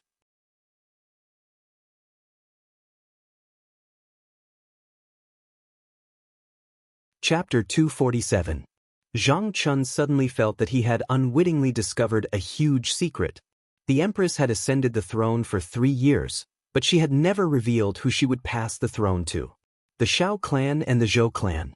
One was the original royal family of the great Zhou, while the other was the Empress's maternal family. According to everyone's guess, after the Empress abdicated, either the Shao clan would regain power or the Zhou clan would replace her. The officials in the court would be led by the Shao clan and the Zhou clan, and they would fight for the throne. The only thing they didn't expect was for the Empress to have other plans. Why would Her Majesty pass the throne to the Shao clan? To the Empress, the Shao clan was an outsider and had no blood relations with her. A married daughter was like spilled water. She was no longer a member of the Zhou clan. What good would it do her to pass the throne to the Zhou clan? The Zhou clan's blood relations with her would become weaker and weaker. Who knew what they would think of her in the future? Instead of passing the throne to an outsider, why not give birth to one herself? Wouldn't it be better for her own children to inherit the throne than outsiders like the Zhou clan and the Shao clan? With this bold assumption in mind, Zhang Chun began to speculate. If Her Majesty wanted to pass the throne to her children, what was the biggest obstacle? The Shao clan and the Zhou clan were nothing to be afraid of. Her Majesty herself was a transcendence expert, a 7th realm transcendence expert. She was the strongest existence in the 10 continents. The legendary 8th realm and 9th realm only existed in legends. The 7th realm was the peak of the world. If Her Majesty insisted on having her way, who could stop her from the Shao clan and the Zhou clan? The only thing that could restrain Her Majesty was the Academy. Not only did the Academy have transcendent cultivators, but the officials in the court also came from the Academy. It would be difficult for Her Majesty to subdue them. That was why Her Majesty wanted to weaken the Academy's position in the court, and why she wanted to reduce the quota for the Academy. Connecting the dots, Zhang Chun knew that he had discovered the truth. The last problem was that Her Majesty had no children. Although she was the Crown Princess and the Empress, it was said that the former Crown Prince liked men and was only husband and wife on the surface. After ascending the throne, Her Majesty didn't establish a harem. Who did she want to have children with? Zhang Chun's gaze involuntarily turned to Li Mu. Her Majesty's love for Li Mu and her meticulous love for Li Mu was something that even he couldn't bear to see. The answer was obvious. Li Mu was the future empress. Li Mu and Zhang Chun walked out of the palace. Along the way, Zhang Chun did not speak. Li Mu thought that he was really frightened. Just as he was about to turn around, Zhang Chun suddenly looked at him with a face full of smiles and asked, Your Majesty, no, Li Mu, to be honest, how do you think this official treats you? Li Mu then said, It's all right, what do you mean by okay? Zhang Chun looked displeased and said, Back in Yangqiu County, I took good care of you. Now that you've come to the Divine Capital, you've caused so much trouble for me. Have I ever complained? Li Mu, you complain every time. It's not important. Zhang Chun waved his hand and said, You made a big mistake and offended someone you shouldn't have offended. When have I not cleaned up your mess behind your back? Touch your conscience and tell me, have I not treated you well? Li Mu touched his conscience and thought carefully. He said, Sir, you've been very good to me. This was the truth. If it were another superior, Li Mu would have been pushed out to take the blame the first time he caused trouble for him. Zhang Chun finally smiled and said, "If you become rich in the future, don't forget my kindness." Li Mu nodded and said, "Don't worry, I won't forget." Zhang Chun let out a long sigh of relief and muttered, "Whether or not this official can move to a bigger residence, whether or not I can have 8 maidservants to serve me, it all depends on you." Li Mu was stunned and asked, "What?" Zhang Chun waved his hand and said, "Nothing, we'll talk about this in the future." After parting with Li Mu, Zhang Chun did not return to the yamen. Instead, he went straight home. Mrs. Zhang was trimming the flowers in the yard. When she saw him coming in, she asked in confusion, "You're not going to the yamen today?" Zhang Chun said, "The morning court was delayed for an hour today. It's almost time for lunch. I'll go back to the yamen after lunch." Mrs. Zhang put down the scissors and said, "You must be tired after standing all morning. Go back to your room and rest for a while." Zhang Chun rolled up his sleeves and said, "I'll help you." Mrs. Zhang shook her head and said, "You'd better rest. The kitchen is so small that it can't accommodate 2 people. Zhang Chun held her hand and said, "Madam, you've suffered. I promise that I'll give you a bigger house in the future. At least 5 rooms. The kitchen must also be big. It won't be crowded for 10 people to stand." Mrs. Zhang patted his hand and said, "Such a big house is enough to live in. Many officials in the court don't even have their own houses." Zhang Chun smiled and said, "In short, madam, just wait and see. One day, I'll let you live in a bigger house. In the future, there will be maidservants to do the cooking and cleaning. You can be served comfortably by them. Good, good, good. I'll wait for that day." Mrs. Zhang shook her head helplessly and said, "Let's not talk about this first. What do you plan to do about E?"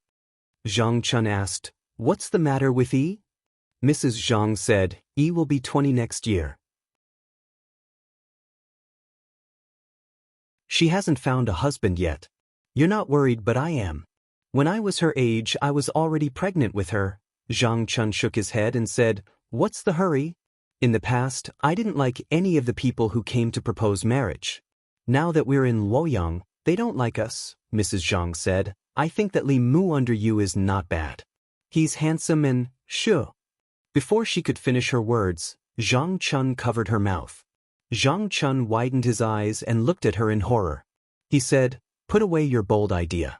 Don't mention this in the future. Don't even think about it." Today's morning court session was more than an hour later than usual. When it was dismissed, it was already close to noon.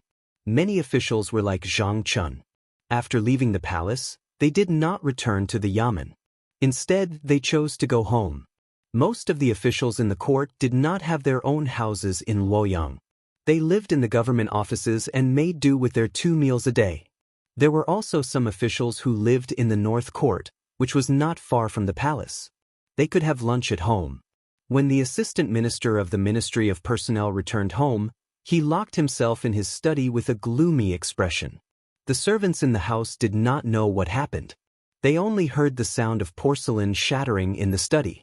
They guessed that their master must have been angered during the morning court session. They did not dare to approach and only watched from afar. When the director of the Ministry of Justice returned home, he called his son to him and warned him sternly, "Be smart in the future. Don't provoke that Li Mu again. Otherwise, I'll break your legs and make you stay at home for the rest of your life." Yang Xiu shook his head and said, "I won't do it again. Even Minister Zhou died in his hands. I'm afraid he'll strike me with lightning." After saying that, he mustered up his courage and asked, "Did Li Mu do something big again?" The director of the Ministry of Justice said, "It's not just something big. He scolded all the officials in the court like they were his grandsons, but no one dared to talk back. People like him who don't care about their lives should stay as far away as possible from now on." The North Court, where the officials gathered, was usually quiet and secluded. However, at noon, angry curses could be heard from the various officials' mansions. "Damn it. There are so many officials in the court. Is he the only one who's clean? In order to get the Empress' favor, he doesn't even care about his face. How can there be such a shameless person in the world?" In the North Court, the servants in the various officials' mansions vaguely learned something from their master's angry words. They could not help but exclaim in surprise when they discussed it in private. They had lived in Luoyang for so long and worked in the official mansions. They often heard about the court affairs, but they had never heard of such a strange thing. In a restaurant somewhere in Luoyang. In the main hall, two guests were eating and chatting. "Have you heard? Something big happened in the court today." "How would a vegetable seller like you know about what happened in the court?" "I heard it from a servant in a high-ranking official's house. They just came out to purchase, so I casually eavesdropped on them." "If you hear this, you'll definitely be shocked. Don't keep us in suspense." "What happened? Hurry up and tell us."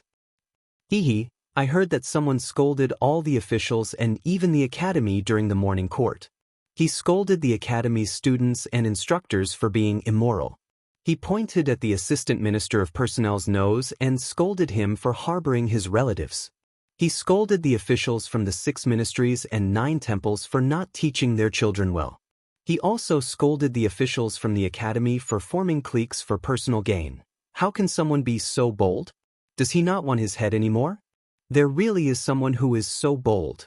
Constable Li even scolded the heavens, let alone the people in the court. It's such a delightful thing. It's a pity that we didn't hear it with our own ears." "So it's Constable Li. Then it's not strange." Listening to the conversation between the two, the customers nearby could not help but slow down their speed of picking up food. Their eyes were filled with shock. When they first heard of this, everyone thought it was a groundless rumor.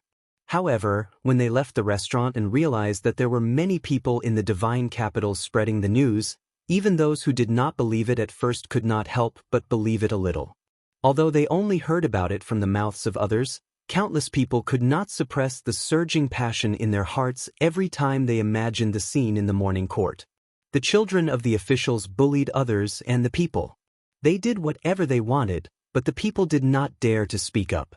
The students of the academy committed serious crimes, but the academy shielded them and released them without charges. The people could only complain in their hearts. The officials in the court formed cliques for personal gain and fought for power. The court was in a mess and the people in the divine capital had no way of making a living. The people could only watch helplessly. It was not that they had nothing to say, but they did not dare and did not have the right to speak. Now, there was finally someone who had the right and was willing to speak up for them. This gave the people of the divine capital a glimmer of hope. Li Mu was the light of the divine capital.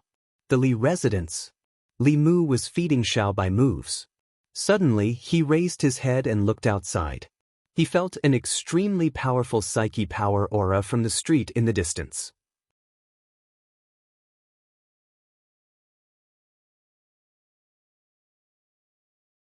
Chapter 248. That wave of psychokinesis was extremely powerful. Even from such a distance, Li Mu could clearly feel it. He walked out of the house and onto the main street, causing an uproar among the people of the divine capital. "It's Constable Li. Constable Li is here." Li Mu was still confused. He didn't understand why there was so much psychokinesis targeting him from the people of the divine capital. Then, he realized that it must have something to do with his performance in the morning court. At that time, Li Mu didn't think so much. The scene in front of him could be considered a pleasant surprise. Every time he did something to win the hearts of the people in the divine capital, the psychokinesis of the people would reach a peak in a short time. Li Mu obviously wouldn't waste this rare opportunity. In the next half a day, he walked through the streets and alleys and walked through half of the divine capital. At night, when he returned home, Li Mu sat cross-legged on his bed with 2 pieces of spiritual jade in his hands. Under the urging of his psychokinesis, the spiritual power in his body circulated rapidly. The spiritual power in the 2 pieces of spiritual jade was instantly sucked dry and turned into powder. Li Mu didn't sleep the whole night and cultivated until dawn. There was already a lot of spiritual jade powder piled up in front of his bed. After a night of cultivation, Li Mu used up half of the spiritual jade that the Empress rewarded him last time.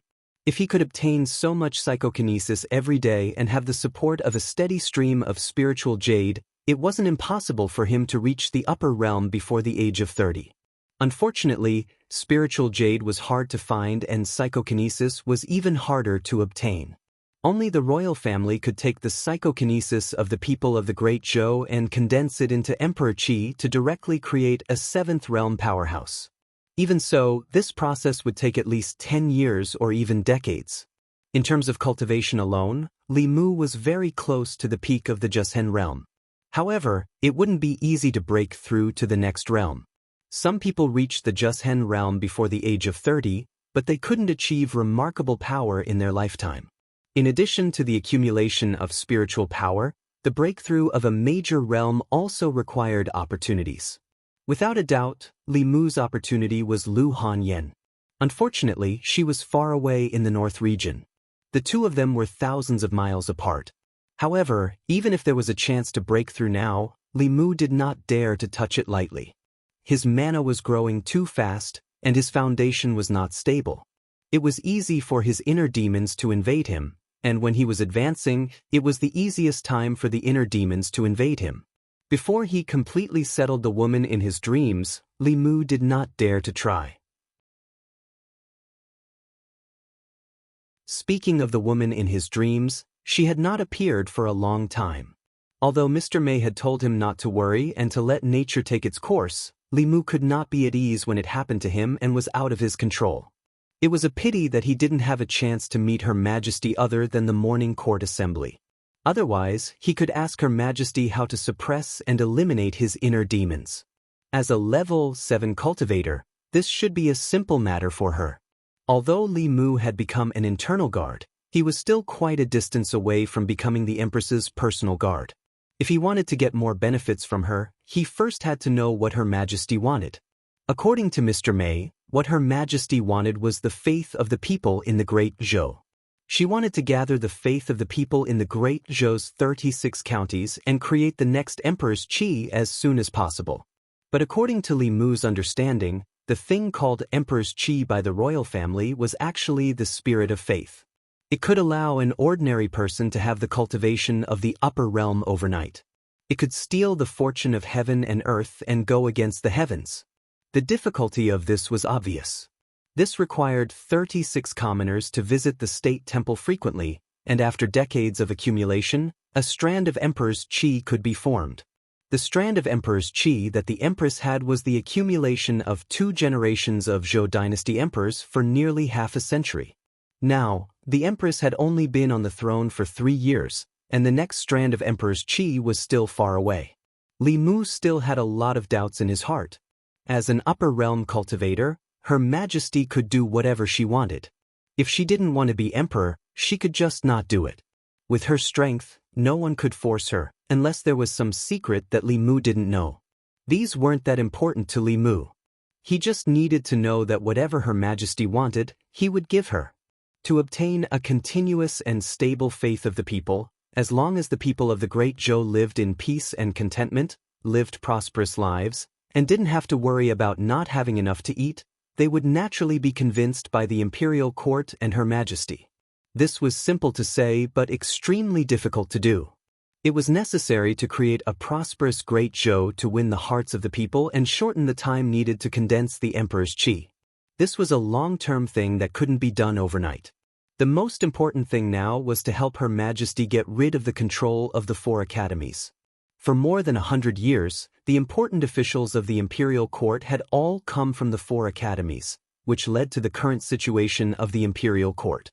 The imperial court urgently needed new blood. To change the situation, the imperial court could imitate the imperial examination and independently select talents from the 36 counties outside of the 4 academies.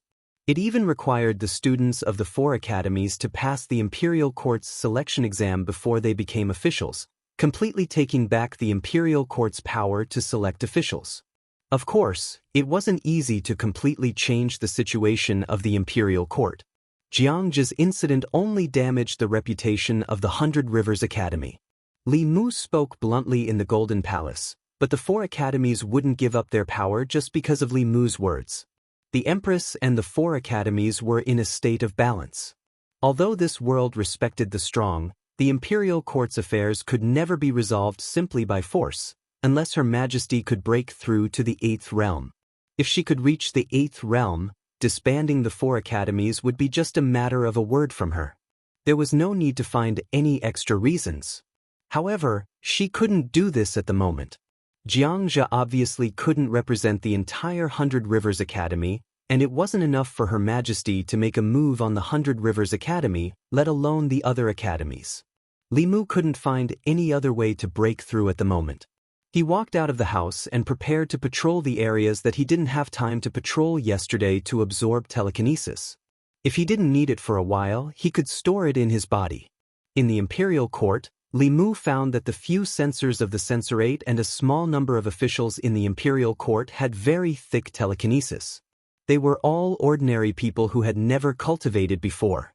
Once they started cultivating, this power of thought would allow them to break through several realms in a very short period of time. This speed was even faster than those unorthodox methods that could extract souls and steal souls. As he closed the door and prepared to leave, Li Mu found a carriage parked on the street in front of his house. A hand lifted the curtain of the carriage, and a face that Li Mu wasn't unfamiliar with appeared. When he saw Zhou Zhong, Li Mu's face darkened. He asked, "Assistant Minister Zhou, what brings you here?" Zhou Zhong said, "I'm just passing by and stopped to take a look." Li Mu waved his hand and said, "There's nothing to see here." Zhou Zhong shook his head and said, "I'm not here to see Constable Li. This mansion used to belong to a close friend of mine. I happened to pass by and couldn't help but think of him." Li Mu didn't say anything else and prepared to patrol. At this moment, Zhou Zhong suddenly said, "Do you think you can change anything by making a scene in the Imperial Court?" Li Mu asked, "What do you mean?" Zhou Zhong laughed mockingly and said, "The current situation in the Imperial Court has been stable for 100 years.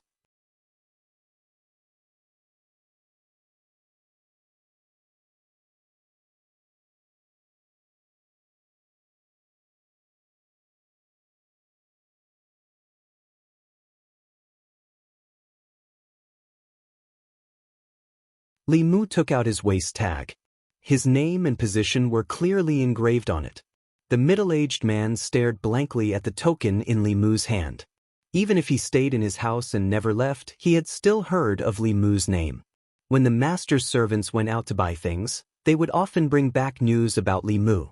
For example, he had violently beaten up the sons of officials who bullied the people in Luoyang and forced the imperial court to change the punishment law. Another example was when he struck the people in the street with lightning to seek justice for the victims. He scolded all the officials in the imperial court, and even the 4 academies were not spared. He was not afraid of the nobles or the academies. In Luoyang, he was the light in the hearts of the people. The middle-aged man's body trembled as he knelt heavily on the ground. He nodded and said mournfully, "Sir Li, please seek justice for me." Li Mu helped him up and said, "Don't be agitated. Tell me in detail what happened. I'll seek justice for you." 2 lines of tears rolled down from the middle-aged man's eyes. He said in a trembling voice, "Wei Bin, a student of the Baichuan Academy, humiliated my daughter and almost caused her to commit suicide. I went to the Ministry of Justice to complain, but they dismissed me with insufficient evidence. After that, someone even warned me that if I didn't know what was good for me and dared to complain again, they would destroy my family and make me die without a complete corpse. Damn it, there's such a thing. Damn the Ministry of Justice. It's a disaster in Luoyang. Why are these academies filled with beasts?" The constables behind Li Mu were indignant. Li Mu looked at shopkeeper Su and said, "Can I see Miss Su?" Shopkeeper Su nodded and said, "I'll bring Constable Li over. However, after my daughter was humiliated by that beast, she tried to commit suicide several times. Now her mind is not clear and she's afraid of outsiders, especially men." Li Mu looked at the people behind him and said, "Wait for me here." Under shopkeeper Su's lead, Li Mu passed through a moon gate and arrived at the inner courtyard. The scene in the courtyard was a little strange. There was an old tree in the courtyard and its trunk was wrapped in a cotton quilt. The well in the corner was also covered by a stone slab. The stone slab was also wrapped in a thick cotton quilt. Even the stone tables and benches in the courtyard were wrapped in cotton and other things. There was a woman sitting by the stone table. The woman was about 18 or 19 years old. She was wearing a plain dress. Her clothes were neat but a little messy. Her hair was loose and her face was a little dull. Her eyes were empty. When she heard someone approaching, her face was immediately filled with fear. She covered her head with both hands and screamed, "Don't come here! Don't come here!" Shopkeeper Su clenched his fists. His face was full of sorrow and his body could not stop trembling. Li Mu did not approach the woman. He retreated to the outer courtyard and took out a few fulu. He handed it to shopkeeper Su and said, "This talisman can calm the mind. Before going to bed at night, turn it into talisman water and let her drink it. Her condition should be better." Shopkeeper Su drank the talisman water and said repeatedly, "Thank you, Constable Li. Thank you." The only thing Li Mu could do was to calm her mind. Being violated and humiliated had obviously caused great damage to her soul and even affected her mind. She could only rely on her own strength to get over it. The best way for her to get over the knot in her heart was to let her see with her own eyes that those who violated and humiliated her received the retribution they deserved. 100 Rivers Academy, Wei Bin. Li Mu's face darkened as he walked out of the Su mansion. He said, "Let's go to 100 Rivers Academy." Wang Wu and the others followed him without hesitation. They used to be afraid of the academy, but after Xianxia's incident, the academy's weight in their hearts had lessened a lot. 100 Rivers Academy. When Li Mu walked to the gate of the academy, the old gatekeeper appeared again. He looked at him angrily and asked, "What are you doing here again?" Li Mu said calmly, "Ask Wei Bin to come out. He's involved in a case and needs to go back with us to the Yamen for investigation." If it was in the past, the old man would not care about a constable of the divine capital Yamen. However, after Xianxia's incident, he deeply realized the consequences of ignoring him. He was only a gatekeeper of the academy. This kind of thing should be left to the person in charge of the academy. He glanced at Li Mu and said, "Wait here. I'll go in and report." With that, his figure disappeared into the academy gate. Li Mu and the others stood at the entrance of the academy in their official uniforms. They were particularly eye-catching. Soon, some commoners came up and asked, "Constable Li, what's going on? Did a student of the academy commit a crime again?" Li Mu said, "A student of 100 Rivers Academy defiled a woman. We're going to arrest him." "What? A student of the academy again? How can a student of the academy do such a dirty thing? They're reading books of sages, but they're worse than beasts. What did the instructors of the academy teach them?" The commoners gathered around Li Mu and the others and discussed animatedly. Inside the academy, Vice Principal Chun frowned tightly. He asked in a deep voice, "Whose student is Wei Bin?" A middle-aged man stood out from the group of instructors in front of him and said nervously, "He's my student." Vice Principal Chen asked, "What crime did he commit that the divine capital Yamen would come to the academy to arrest him?" The middle-aged man shook his head and said, "I don't know either." Vice Principal Chen snorted and said, "No matter what crime he committed, the divine capital Yamen wants him. Let them take him away and punish him accordingly. In the future, the academy is not allowed to interfere with the matters of the students."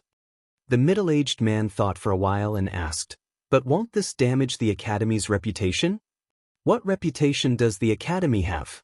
Vice Principal Chen waved his hand and said, "His Majesty is still worried about finding a reason to attack the academy. Don't give them any chance. If he wants Wei Bin, give him Wei Bin." Li Mu and the others didn't have to wait for long outside before a young man with a pale face and trembling body was brought out of the academy. A middle-aged man said, "No matter what crime he committed, please punish him impartially. The academy will not protect him." His righteous words improved the impression of the commoners in front of the academy. A student's mistake could not be blamed on the academy. If the academy could uphold justice and not protect him, it could be considered righteous. Li Mu glanced at the young man and said coldly, "Take him away." Wang Wu and the others immediately took him to the divine capital Yamen. At the Wei mansion. Big brother, bad news. Bad news. The minister-counselor of the Ministry of Revenue finished his meal and was about to go to the yamen when a figure suddenly rushed into his study with a face full of panic. Looking at his brother, the minister-counselor of the Ministry of Revenue asked, "What happened?" The man panted and said, Wei Bin was arrested and brought to the divine capital yamen. What? The minister-counselor of the Ministry of Revenue had high hopes for his nephew who was studying at the Baichuan Academy. He hurriedly asked, "What crime did he commit? Why was he arrested and brought to the divine capital yamen?"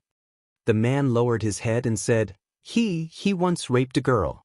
Now it's exposed and the divine capital yamen knows about it." The minister-counselor of the Ministry of Revenue said angrily, "Why did you only tell me about this now?" The man said worriedly, "Big brother, what do we do now? He already knows his mistake.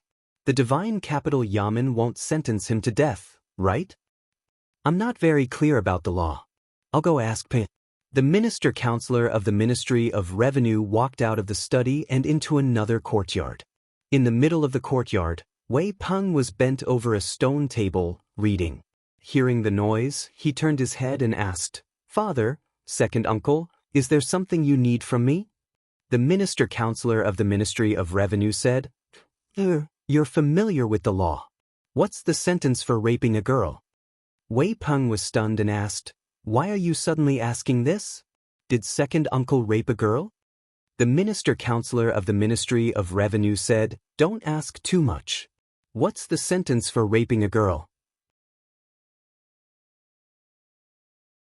Wei Peng looked at his second uncle with a strange gaze and said, "Raping a girl is a serious crime. According to the law of the Great Zhou, Book 2, Article 36, those who commit the crime of rape are usually sentenced to 3 to 10 years in prison. In serious cases, the highest sentence is execution." The man hurriedly asked, "What's considered serious?" Wei Peng shook his head and said, "If the method of rape is too cruel, such as raping the same girl over a long period of time, raping a pregnant girl, a seriously ill girl, or in public, or causing serious injury to a girl, these are all serious cases." The man let out a sigh of relief but still asked worriedly, "What do we do? If that's the case, won't Bin be in prison for more than 3 years?" Wei Peng was shocked and said, "Wei Bin was the one who raped the girl?" The man looked at Wei Peng and a glimmer of hope appeared in his eyes. He said, You know the law. You have to help your brother. Even if you can't get him off the hook, you have to make sure he doesn't spend too many years in prison." Wei Peng thought about it and nodded helplessly. "I'll try my best."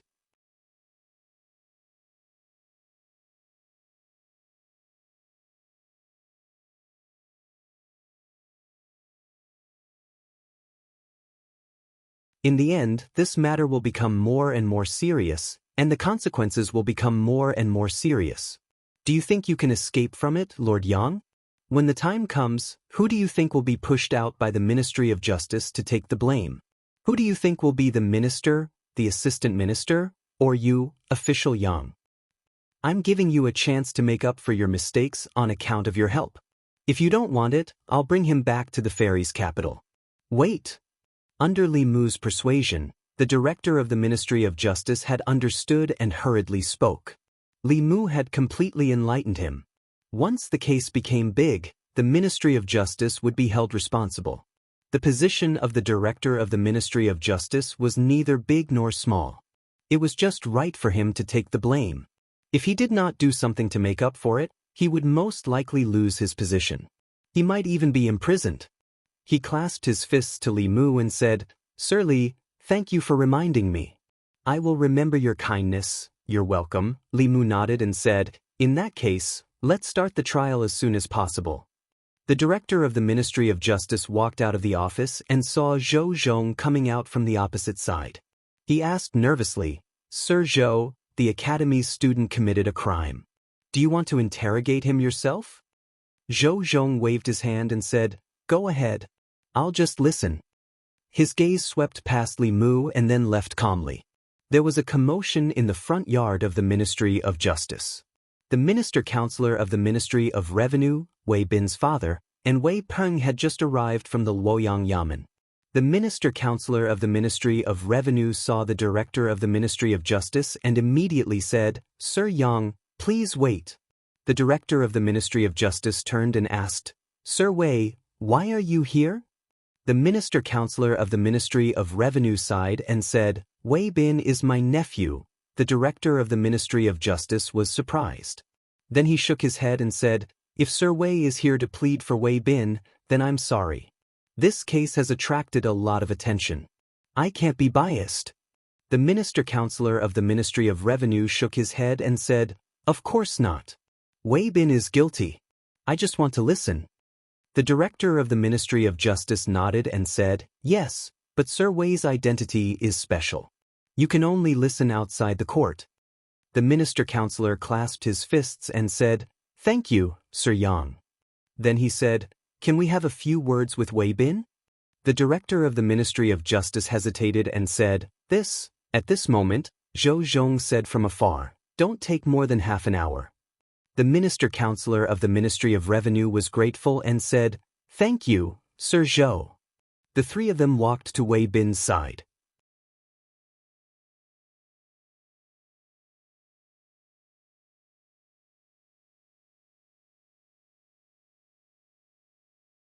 The main culprit would be sentenced to at least the death penalty and could not be reduced.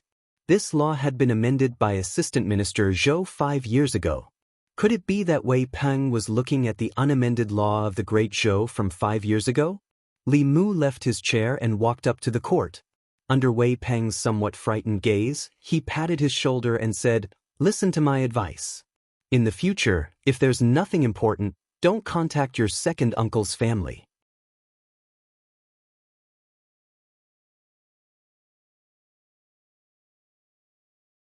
Chapter 251. Wei Peng looked at Li Mu in confusion, not knowing what was going on. The director of the Ministry of Justice came back to his senses and looked at Wei Bin again. He asked, "Are you saying that other than you, there was someone else who raped the girl that night? Did you gang rape her?" The sentence had been reduced from 7 years to 5 years. Wei Bin nodded repeatedly and said, "There was also Jiangzhe, Jiyun, Songzhou, and Yikong. There were 5 of us." The director of the Ministry of Justice rubbed his forehead and began to realize the seriousness of the matter. Gang rape with more than 2 people had already exceeded the limit of a 10-year sentence. Gang rape with 5 people was the worst type of crime. It was unpardonable, and there was no doubt that the main culprit would be sentenced to death. Even the important accomplices would not be able to escape death. It was nothing more than sentencing Wei Bin to death. Among all the death sentences, death by beheading was undoubtedly the lightest.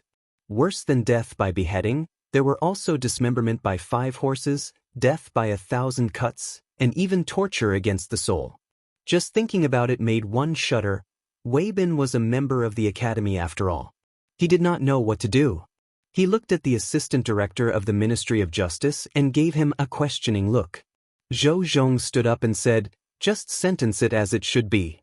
The director of the Ministry of Justice took a deep breath and looked at Wei Bin again. He asked, "Who came up with the idea of gang raping the girl?" Wei Bin said, "It was Jiangzhe." The director of the Ministry of Justice continued to ask, "Who tricked the girl into going to the inn?" Wei Bin said, "It was me. It was Ji Yun who drugged her." "Sir, I've already confessed.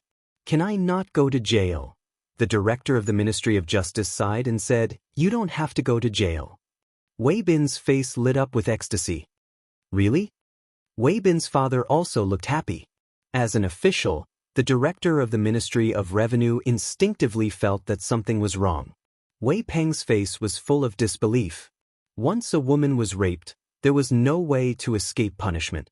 How could Wei Bin not have to go to jail? At this moment, the director of the Ministry of Justice continued, "According to the 36th article of the 2nd volume of the Law of Great Zhou, Wei Bin, Jiangzhe, and Ji Yun, as the main culprits of the gang rape case, are sentenced to death. The others are to be sent back to the Yamen for trial." Wei Bin was stunned for a moment, and the smile on his face froze. He suspected that he had heard wrongly. His sentence had clearly been reduced from 7 years to 5 years. How did it suddenly become a death sentence? Wei Bin's father rushed to the court and said in shock, "Lord, how could this be? You can't judge him like this. You can't judge him like this." Wei Peng cried out loudly, "My lord, this is against the law." The director of the Ministry of Justice ordered one of the bailiffs, "Show him the law of Great Zhou from our yamen." The bailiff left the court and soon came back with a thick book and handed it to Wei Peng. As soon as he held the book, Wei Peng felt that it was completely different from the law of Great Zhou that he had been reading these days. This book was slightly heavier and thicker than the ones he had been reading. The pages also looked like they needed to be updated. The pages of his Law of Great Zhou were already yellowed. He skillfully flipped to the second volume, and sure enough, he found an additional explanation after that law. Under the crime of rape, if there were 2 or more people taking turns, the punishment would be severe. If there were 5 or more people taking turns, the main offender and important accomplices would be executed at the very least. Wei Peng's body trembled, and the Law of Great Zhou in his hand fell to the ground. All this time, he had been studying the outdated law, forgetting to eat and sleep. His face was filled with grief and indignation as he lamented, "Yang Xiu has wronged me." Li Mu returned to his position. At this point in the investigation, Wei Bin, Xianxia, and the other 2 could not escape death. Even if Wei Bin was willing to plead guilty, it could not change this fact. Whether he was willing to plead guilty or not, the Ministry of Justice could easily obtain the complete truth from him. Apart from Wei Bin and Xianxia, there were 3 more people from the 100 Rivers Academy that needed to be arrested. Li Mu walked to the director of the Ministry of Justice and said, "There are 3 more criminals from the 100 Rivers Academy. I know that Lord Yang is afraid of the Academy. My divine capital Yamen will help you capture this person. What do you think, Lord Yang?" The director of the Ministry of Justice was worried about this matter. When he heard this, he said happily, "That's naturally the best." Li Mu walked past Wei Bin and the others and strode out of the Ministry of Justice. He said to Wang Wu and the others who were waiting outside, "Let's go back to the 100 Rivers Academy." The group of people returned to the 100 Rivers Academy from the Ministry of Justice. Along the way, they were surrounded by people. "Bastards! The Academy has taught a bunch of bastards. Calling them bastards is an insult to bastards. They are worse than bastards. What's the point of an academy like this existing? It's better to disband it." After learning about the atrocities of the academy students from Wang Wu and the others, the crowd was immediately enraged. They rushed toward the 100 Rivers Academy in a mighty manner. The higher the academy's status in the hearts of the people, the worse the fall would be when they fell from the altar. In the past, no one in the divine capital dared to reprimand the academy. During this period of time, Li Mu had undoubtedly become the spiritual leader of the people. Li Mu could also clearly feel the people's love and faith in him. This kind of love and faith was difficult to form but easy to collapse. From beginning to end, he had to stand on the side of justice. At the entrance of the 100 Rivers Academy, the old man appeared and said angrily, "Wei Bin has already been given to you. What are you doing here?" Li Mu said indifferently, "Wei Bin has already confessed a few of his accomplices. They are called Jiyun, Song Zhou, and Yi Kong. Come out and go to the Ministry of Justice for trial." The old man's expression froze. He keenly sensed the danger. In just half a month, the academy had already had 5 students tied up in court. Although this was nothing to the hundreds of students in the 100 Rivers Academy, it was a bad start. He quickly returned to the academy and reported this matter to the vice president. Vice President Chen's entire face was dark. He said gloomily, "3 more. Get those 3 bastards to come see me." Not long after, Hyun, Song Zhou, and Yi Tsong were summoned. The 3 of them seemed to have known what would happen. They lowered their heads and said nothing with pale faces. Vice President Chen said angrily, "What did the 3 of you do? Tell me honestly." The 3 of them shuddered for a moment before they told him everything that had happened. "Gang rape?" Vice President Chen looked at them in a daze. A moment later, he laughed loudly. "Good. These are the good students that my 100 Rivers Academy has taught. Xianxia's case did not cause any serious consequences, but it was different this time. The academy was established because the quality of Great Zhou's officials was uneven at that time. Emperor Wen ordered people to establish the academy and recruit students with clean backgrounds. He had them study the books of the sages in the academy and cultivate their virtue. At the same time, he had them learn how to rule a country, divine abilities, and spells to protect a region. Unexpectedly, 100 years later, the students of the academy, the future officials of Great Zhou, became criminals of gang rape. Vice President Chen waved his hand and said, "Send them out and expel them from the academy. The Ministry of Justice can deal with them however they want." When the three of them heard this, their expressions changed drastically. "No, Vice President. Vice President, save us. Vice President, we know our mistakes. We won't dare to do it again." Vice President Chen shook his head and said, "If admitting your mistakes can atone for your crimes, then what's the use of the law? The academy did not teach you how to be a good person. It's the vice president and the instructor's fault. Today, I'll teach you one last principle. You have to bear the consequences of your own mistakes." Ji Yun, Song Zhou, and Yi Tsong were sent out with their hands tied behind their backs. This time, the people of the 100 Rivers Academy did not say anything. Not long after, in the Ministry of Justice's court. Apart from Xianxia, who was already in the Ministry of Justice's prison, Ji Yun, Song Zhou, Yi Tsong, and Wei Bin were all kneeling in front of the court. "Damn you, Wei Bin. Didn't you say you wouldn't rat us out? If I knew this day would come, I wouldn't have believed you. You can't escape, so you want to drag us down with you." Ji Yun, Song Zhou, and Yi Tsong looked at Wei Bin, who was kneeling in a daze in the court. It was as if his soul had left his body. Wei Bin's eyes were lifeless. He knelt there in a daze, as if his soul had been taken away. Wei Peng's reaction was not any better. He stood outside the court with a blank expression. Initially, the Minister of Justice had already sentenced Wei Bin to 7 years of imprisonment. Wei Bin only needed to lose 7 years of freedom, and after he was released, he would still be able to enjoy a luxurious life. However, after his defense, Wei Bin's 7 years of imprisonment was turned into a death sentence. He had no idea how to face his uncle's family. Wei Bin's father was on the verge of collapsing.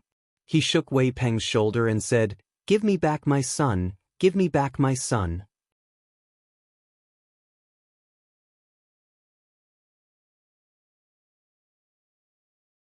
Chapter 252. Bang. The Minister-Counselor of the Ministry of Revenue knocked his brother unconscious and ordered his 2 attendants, "Take him back." Wei Peng looked at the Minister-Counselor of the Ministry of Revenue. His lips moved and he said with difficulty, "Father." The Minister-Counselor of the Ministry of Revenue shook his head and said, "This is his fate. It has nothing to do with you." Zhou Zhong walked out of the court and said to the Minister-Counselor of the Ministry of Revenue, "I have done my best." From the moment they stepped into the Ministry of Justice, the Assistant Minister of Justice, Zhou Zhong, had been making things easy for them. He had even made an exception and allowed Wei Peng to defend himself in court. The Minister-Counselor of the Ministry of Revenue clasped his fists and said, "I will remember Lord Zhou's kindness and will repay it in the future." Zhou Zhong looked at Wei Peng and a strange light flashed through his eyes. He said, "Minister-Counselor Wei's son is a promising talent. If he can enter the academy, his future achievements will be even greater than yours." The Minister-Counselor of the Ministry of Revenue had only recently discovered that his son, who he had thought was destined to not have any great achievements, had a keen sense of the law. However, at that moment, his thoughts had changed. He said politely, "My son's talent is dull and was once rejected by the academy. But Wei Bin was chosen by the academy. Unfortunately, Sai, this may be the fate of the Wei family." Zhou Zhong only glanced at Wei Peng and said, "This copy of the law of the Great Zhou is for you." Wei Peng's expression was absent-minded. He mechanically raised his head to look at Zhou Zhong and murmured, "Thank you, Lord." In the court, the director of the Ministry of Justice had already asked about the ins and outs of the case. In this rape case, Wei Bin was undoubtedly the main culprit, and Xianxia and Ji Yun were important accomplices. According to the law, these 3 people would be executed. The other 2's crimes were lighter, but they could only keep their lives. They had to spend the rest of their lives in prison and do heavy labor. As students of the academy, they should have had the brightest future. In the future, they would have had a great chance, like him, to enter the court and wield power. Unfortunately, they had developed evil thoughts in their hearts and acted on them. More importantly, when they met Li Mu, their lives had taken an irreversible turn. He glanced at the 4 people kneeling in front of the hall and said, "Go to the prison and bring Xianxia here." Xianxia had been sentenced to 10 years in prison for attempted rape. He was still in the prison of the Ministry of Justice. After a few days, another crime he had committed had been dug up. Execution was the lightest punishment, and it would save a lot of food for the imperial court. The prison of the Ministry of Justice.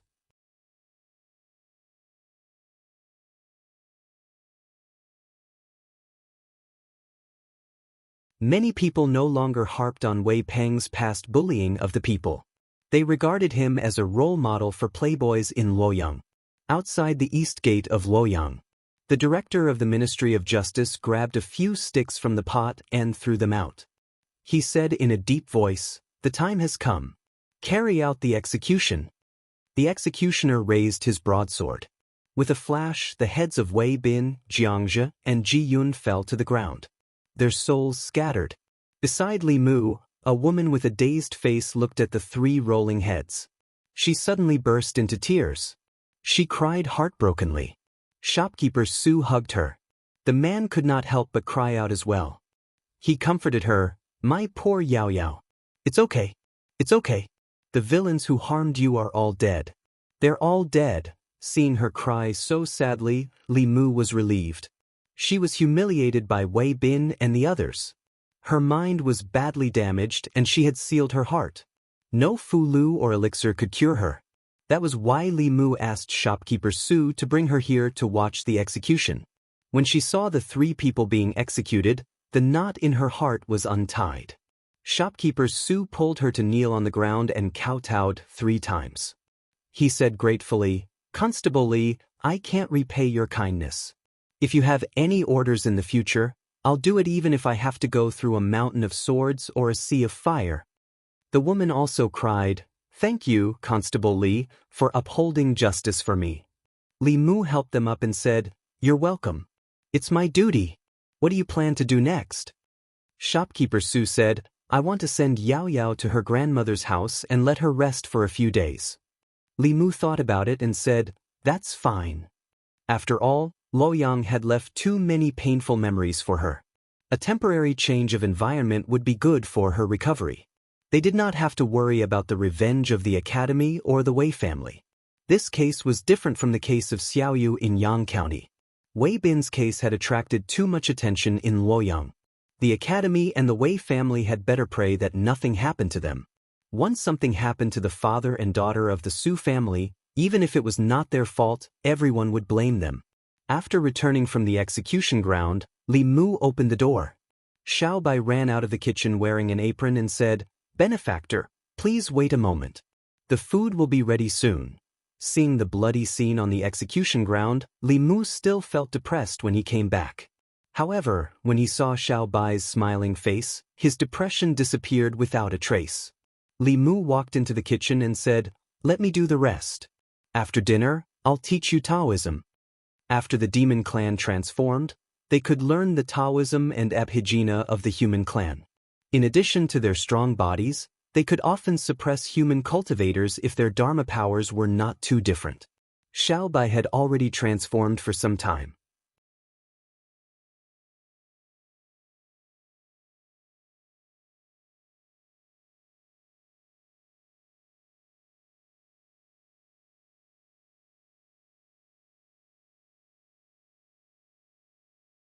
Mr. May rolled his eyes at him and said, "You are the only one who can ask for a reward from His Majesty." Li Mu felt that there was nothing wrong with his way of doing things. In his heart, the relationship between him and the Empress was not that of a monarch and his subject, but that of a boss and an employee. The premise for Li Mu to work for her was that she could afford to pay him satisfactory remuneration. An employee could do anything for her boss, but the premise was that she had to give him grass. A boss who let the horse run but didn't give the horse grass would not be able to recruit loyal employees. Leaving the palace, Li Mu passed by a jewelry store and bought a protective talisman that could be hung around his neck. He replaced the talisman to ward off evil spirits and put in the heaven-rank protective talisman that the Empress had just given him. Back home, Li Mu gave the protective talisman to Xiaobai and said, "Wear this. Don't take it off at any time." Xiaobai obediently tied the red thread around her neck and then stuffed the protective talisman into her chest. Li Mu's throat moved and he looked away without leaving a trace. He said, "Okay, go and cultivate." People were used to describing women who were fatally charming to men as fox spirits. There was a reason for this. The 17-year-old Xiaobai was already so charming. In a few years, she would be so charming that all men would fall head over heels for her. Li Mu had never seen other fox spirits, but he was sure that not every fox could be as beautiful as this after transforming into a human form. After recovering from Xiaobai's charm, Li Mu began to think about the academy. He had only taken a small step forward and it was far from victory. Every academy in Luoyang had more than 100 years of history. A few tainted students could not shake their foundation. If he wanted to change the academy's control of the imperial court, he had to find a good reason for the Empress. Baichuan Academy. In response to the recent crisis of the academy's trust, Vice Principal Chen gathered all the instructors of the academy and warned them seriously, "Restrain your students. If there is nothing important, do not leave the academy. If any of them commit crimes and tarnish the academy's reputation, no matter how big or small, they will all be expelled from the academy." All the instructors nodded and said yes. This crisis of the academy's reputation was the first since its establishment. If they were not careful, they would destroy the academy's century-old reputation. One of the instructors said, "Today in the imperial court, the officials from Clear Sky Academy and Myriad Scroll Academy slandered our Baichuan Academy. We cannot give them another chance." Another instructor snorted coldly. "What qualifications do they have to slander us? Apart from White Deer Academy, the students of Green Cloud Academy and Myriad Scroll Academy aren't any better than us.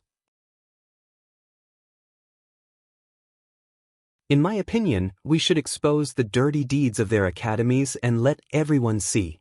"Stupid!" Vice Principal Chen glanced at him and said, "Can't you see that this is Her Majesty's intention? She has long been dissatisfied with the officials from the Great Zhou leaving the academy. If we drag Clear Sky Academy and Myriad Scroll Academy down, won't it give Her Majesty a good reason?" The other instructors heard this and came to a realization. The four academies had always been on the same side when it came to selecting officials for the imperial court. If the four academies were the first to have internal strife, then the one who would be the happiest would be the Empress, who had long wanted to deal with the academy. No matter if it was Baichuan Academy, Clear Sky Academy, or Myriad Scroll Academy, the Empress wanted to see any of them fall. What she wanted to see more was the four academies killing each other. Fortunately, Vice Principal Chen reminded them. Otherwise, they wouldn't have thought of this. "I didn't expect a woman like Her Majesty to be so scheming. She wants to sit by and watch the academies fight amongst themselves. Her intentions are sinister. We can't let her succeed." Vice Principal Chen let out a long sigh and said, "The academies have existed for so long, and there are indeed many problems that have arisen internally. This wasn't the academy's intention. The academies can slowly correct these problems, but if Her Majesty takes the opportunity to interfere and change the structure of the imperial court, I'm afraid that in a few decades, the four academies will only exist in name," one of the instructors said worriedly. "Clear Sky Academy and Myriad Scroll Academy aren't much better than Baichuan Academy. It's very easy for them to find out about the dirty deeds their students have done. I'm afraid that even if we don't do anything, someone else will." As soon as he finished speaking, the old man guarding the entrance of Baichuan Academy hurriedly ran in and said, "Principal, bad news. Li Mu is here again." Li Mu asked Wang Wu and the others to set up a table in a shady corner at the entrance of Baichuan Academy. There was a brush and ink placed on the table. He moved a chair over and sat down behind the desk with a grand air of grandeur. Several instructors walked out of Baichuan Academy. The leader angrily scolded, "What are you doing here again?" Li Mu turned around and put his arm on the chair. He said, "In order to clean up the unhealthy practices in Luoyang and return the people a clear sky, the Luoyang government has started a street activity. From today onwards, if the people want to report a case, they don't have to go to the government office. They just have to do it here." The instructor said, "If you want to do it somewhere else. This is the academy, not the Luoyang government's place." The academy didn't stop the Luoyang government from handling cases, but he put it at the entrance of the academy. Those who didn't know would think that the academy was bullying the people and he was here to support them. Li Mu said, "This place is big and spacious. Besides, I'm not blocking your way. This is the academy's place, but it's also the land of the great Zhou. This place has been temporarily expropriated by the Luoyang government." Under Li Mu's gaze, Wang Wu rolled the paper in his hand into a loudspeaker and shouted, "Those who come from the south and those who come from the north, come and take a look. Constable Li is handling a case here today. Everyone, if you have any grievances, please seek justice. If you have any grievances, please seek revenge."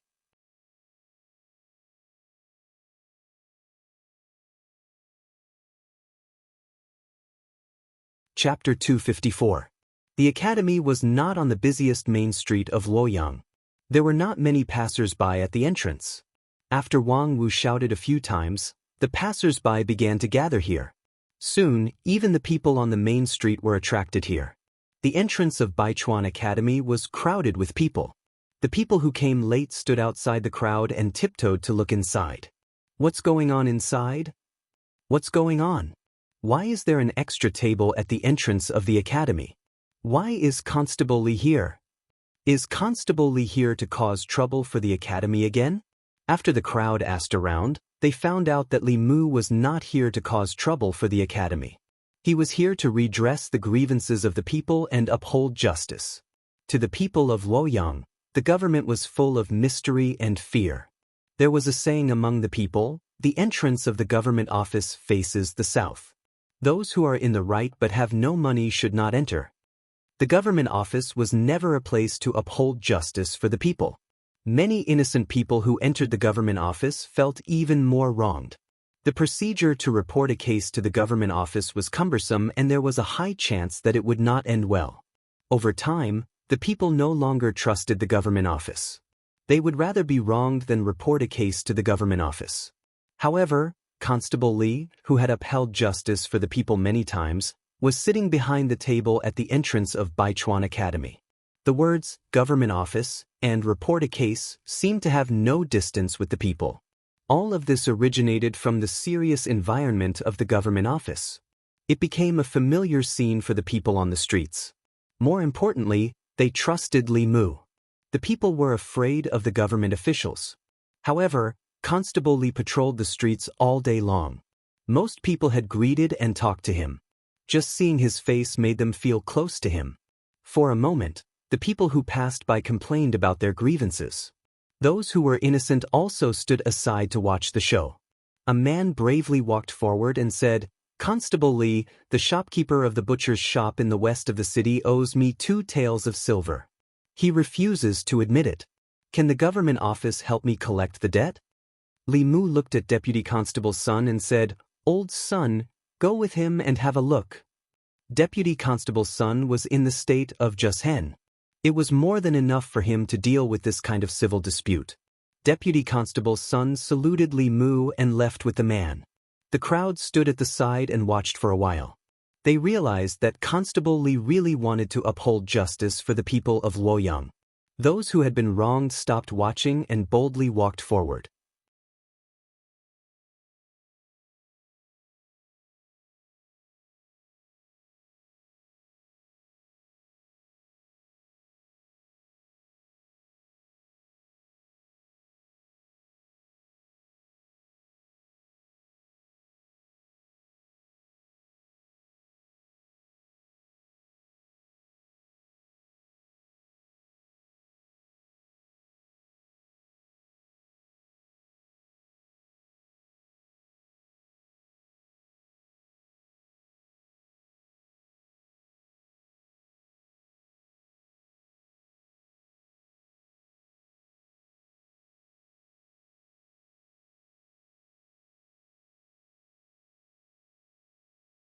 They didn't have the ability to know everything under the heavens without leaving their homes.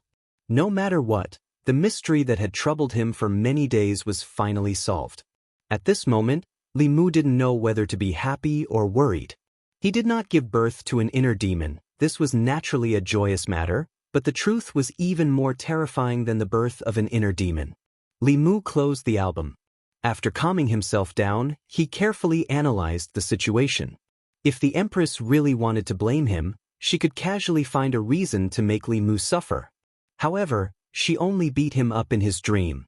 In reality, she doted on Li Mu in every possible way. She gave him magic weapons, spiritual jades, tributes, and even personally helped Li Mu break through the realm. This showed that she didn't intend to pursue the matter. This made Li Mu comfort himself, but at the same time, he felt that it was difficult to adapt. The Empress gave him the feeling that she was powerful and majestic. What she showed in front of the ministers and Li Mu was indeed such an image. No one knew that the Empress had another face that would reveal itself at night. At this time, Wang Wu slipped in from outside and said, "Boss, I know I was wrong. I won't be lazy in the future. Can you return that book to me?" "It took me a lot of effort to find it." Li Mu glanced at him and asked, "What book?" Wang Wu looked at the album on the table. He knew that although it was close at hand, it no longer belonged to him. He shook his head and said sadly, "It's nothing. I'm going down." After taking 2 steps, he turned back and reminded him again, "Boss, you can read this book by yourself. Don't spread it out." This thing was banned back then, and now it contains disrespectful content. You can't let anyone know about it. The great disrespect was naturally referring to the portrait of the Empress. Now she was no longer the daughter of the Zhou family, nor was she the crown princess. According to the law, she should be beheaded for privately drawing a portrait of the emperor. Perhaps the person who drew this portrait would never have imagined that the crown princess would become the future empress. Otherwise, he would not dare to gossip about her in the book. Zhou Yi, the name sounds good. After becoming the empress, no one dared to mention her original name. Although Li Mu was determined to be the empress's bodyguard, this was the first time he heard her name. Li Mu did not dare to look at the empress again. He looked at the portrait and thought about Lu Hanyan for a while. Then he put away the album and sat cross-legged on the bed. Now, with the help of the Empress, he had successfully advanced to the Abhijna level and stepped into the middle 3 realms of cultivation. The middle 3 realms were a watershed for cultivators. Cultivators in the immortal realm could only use some small spells that borrowed wind and fog.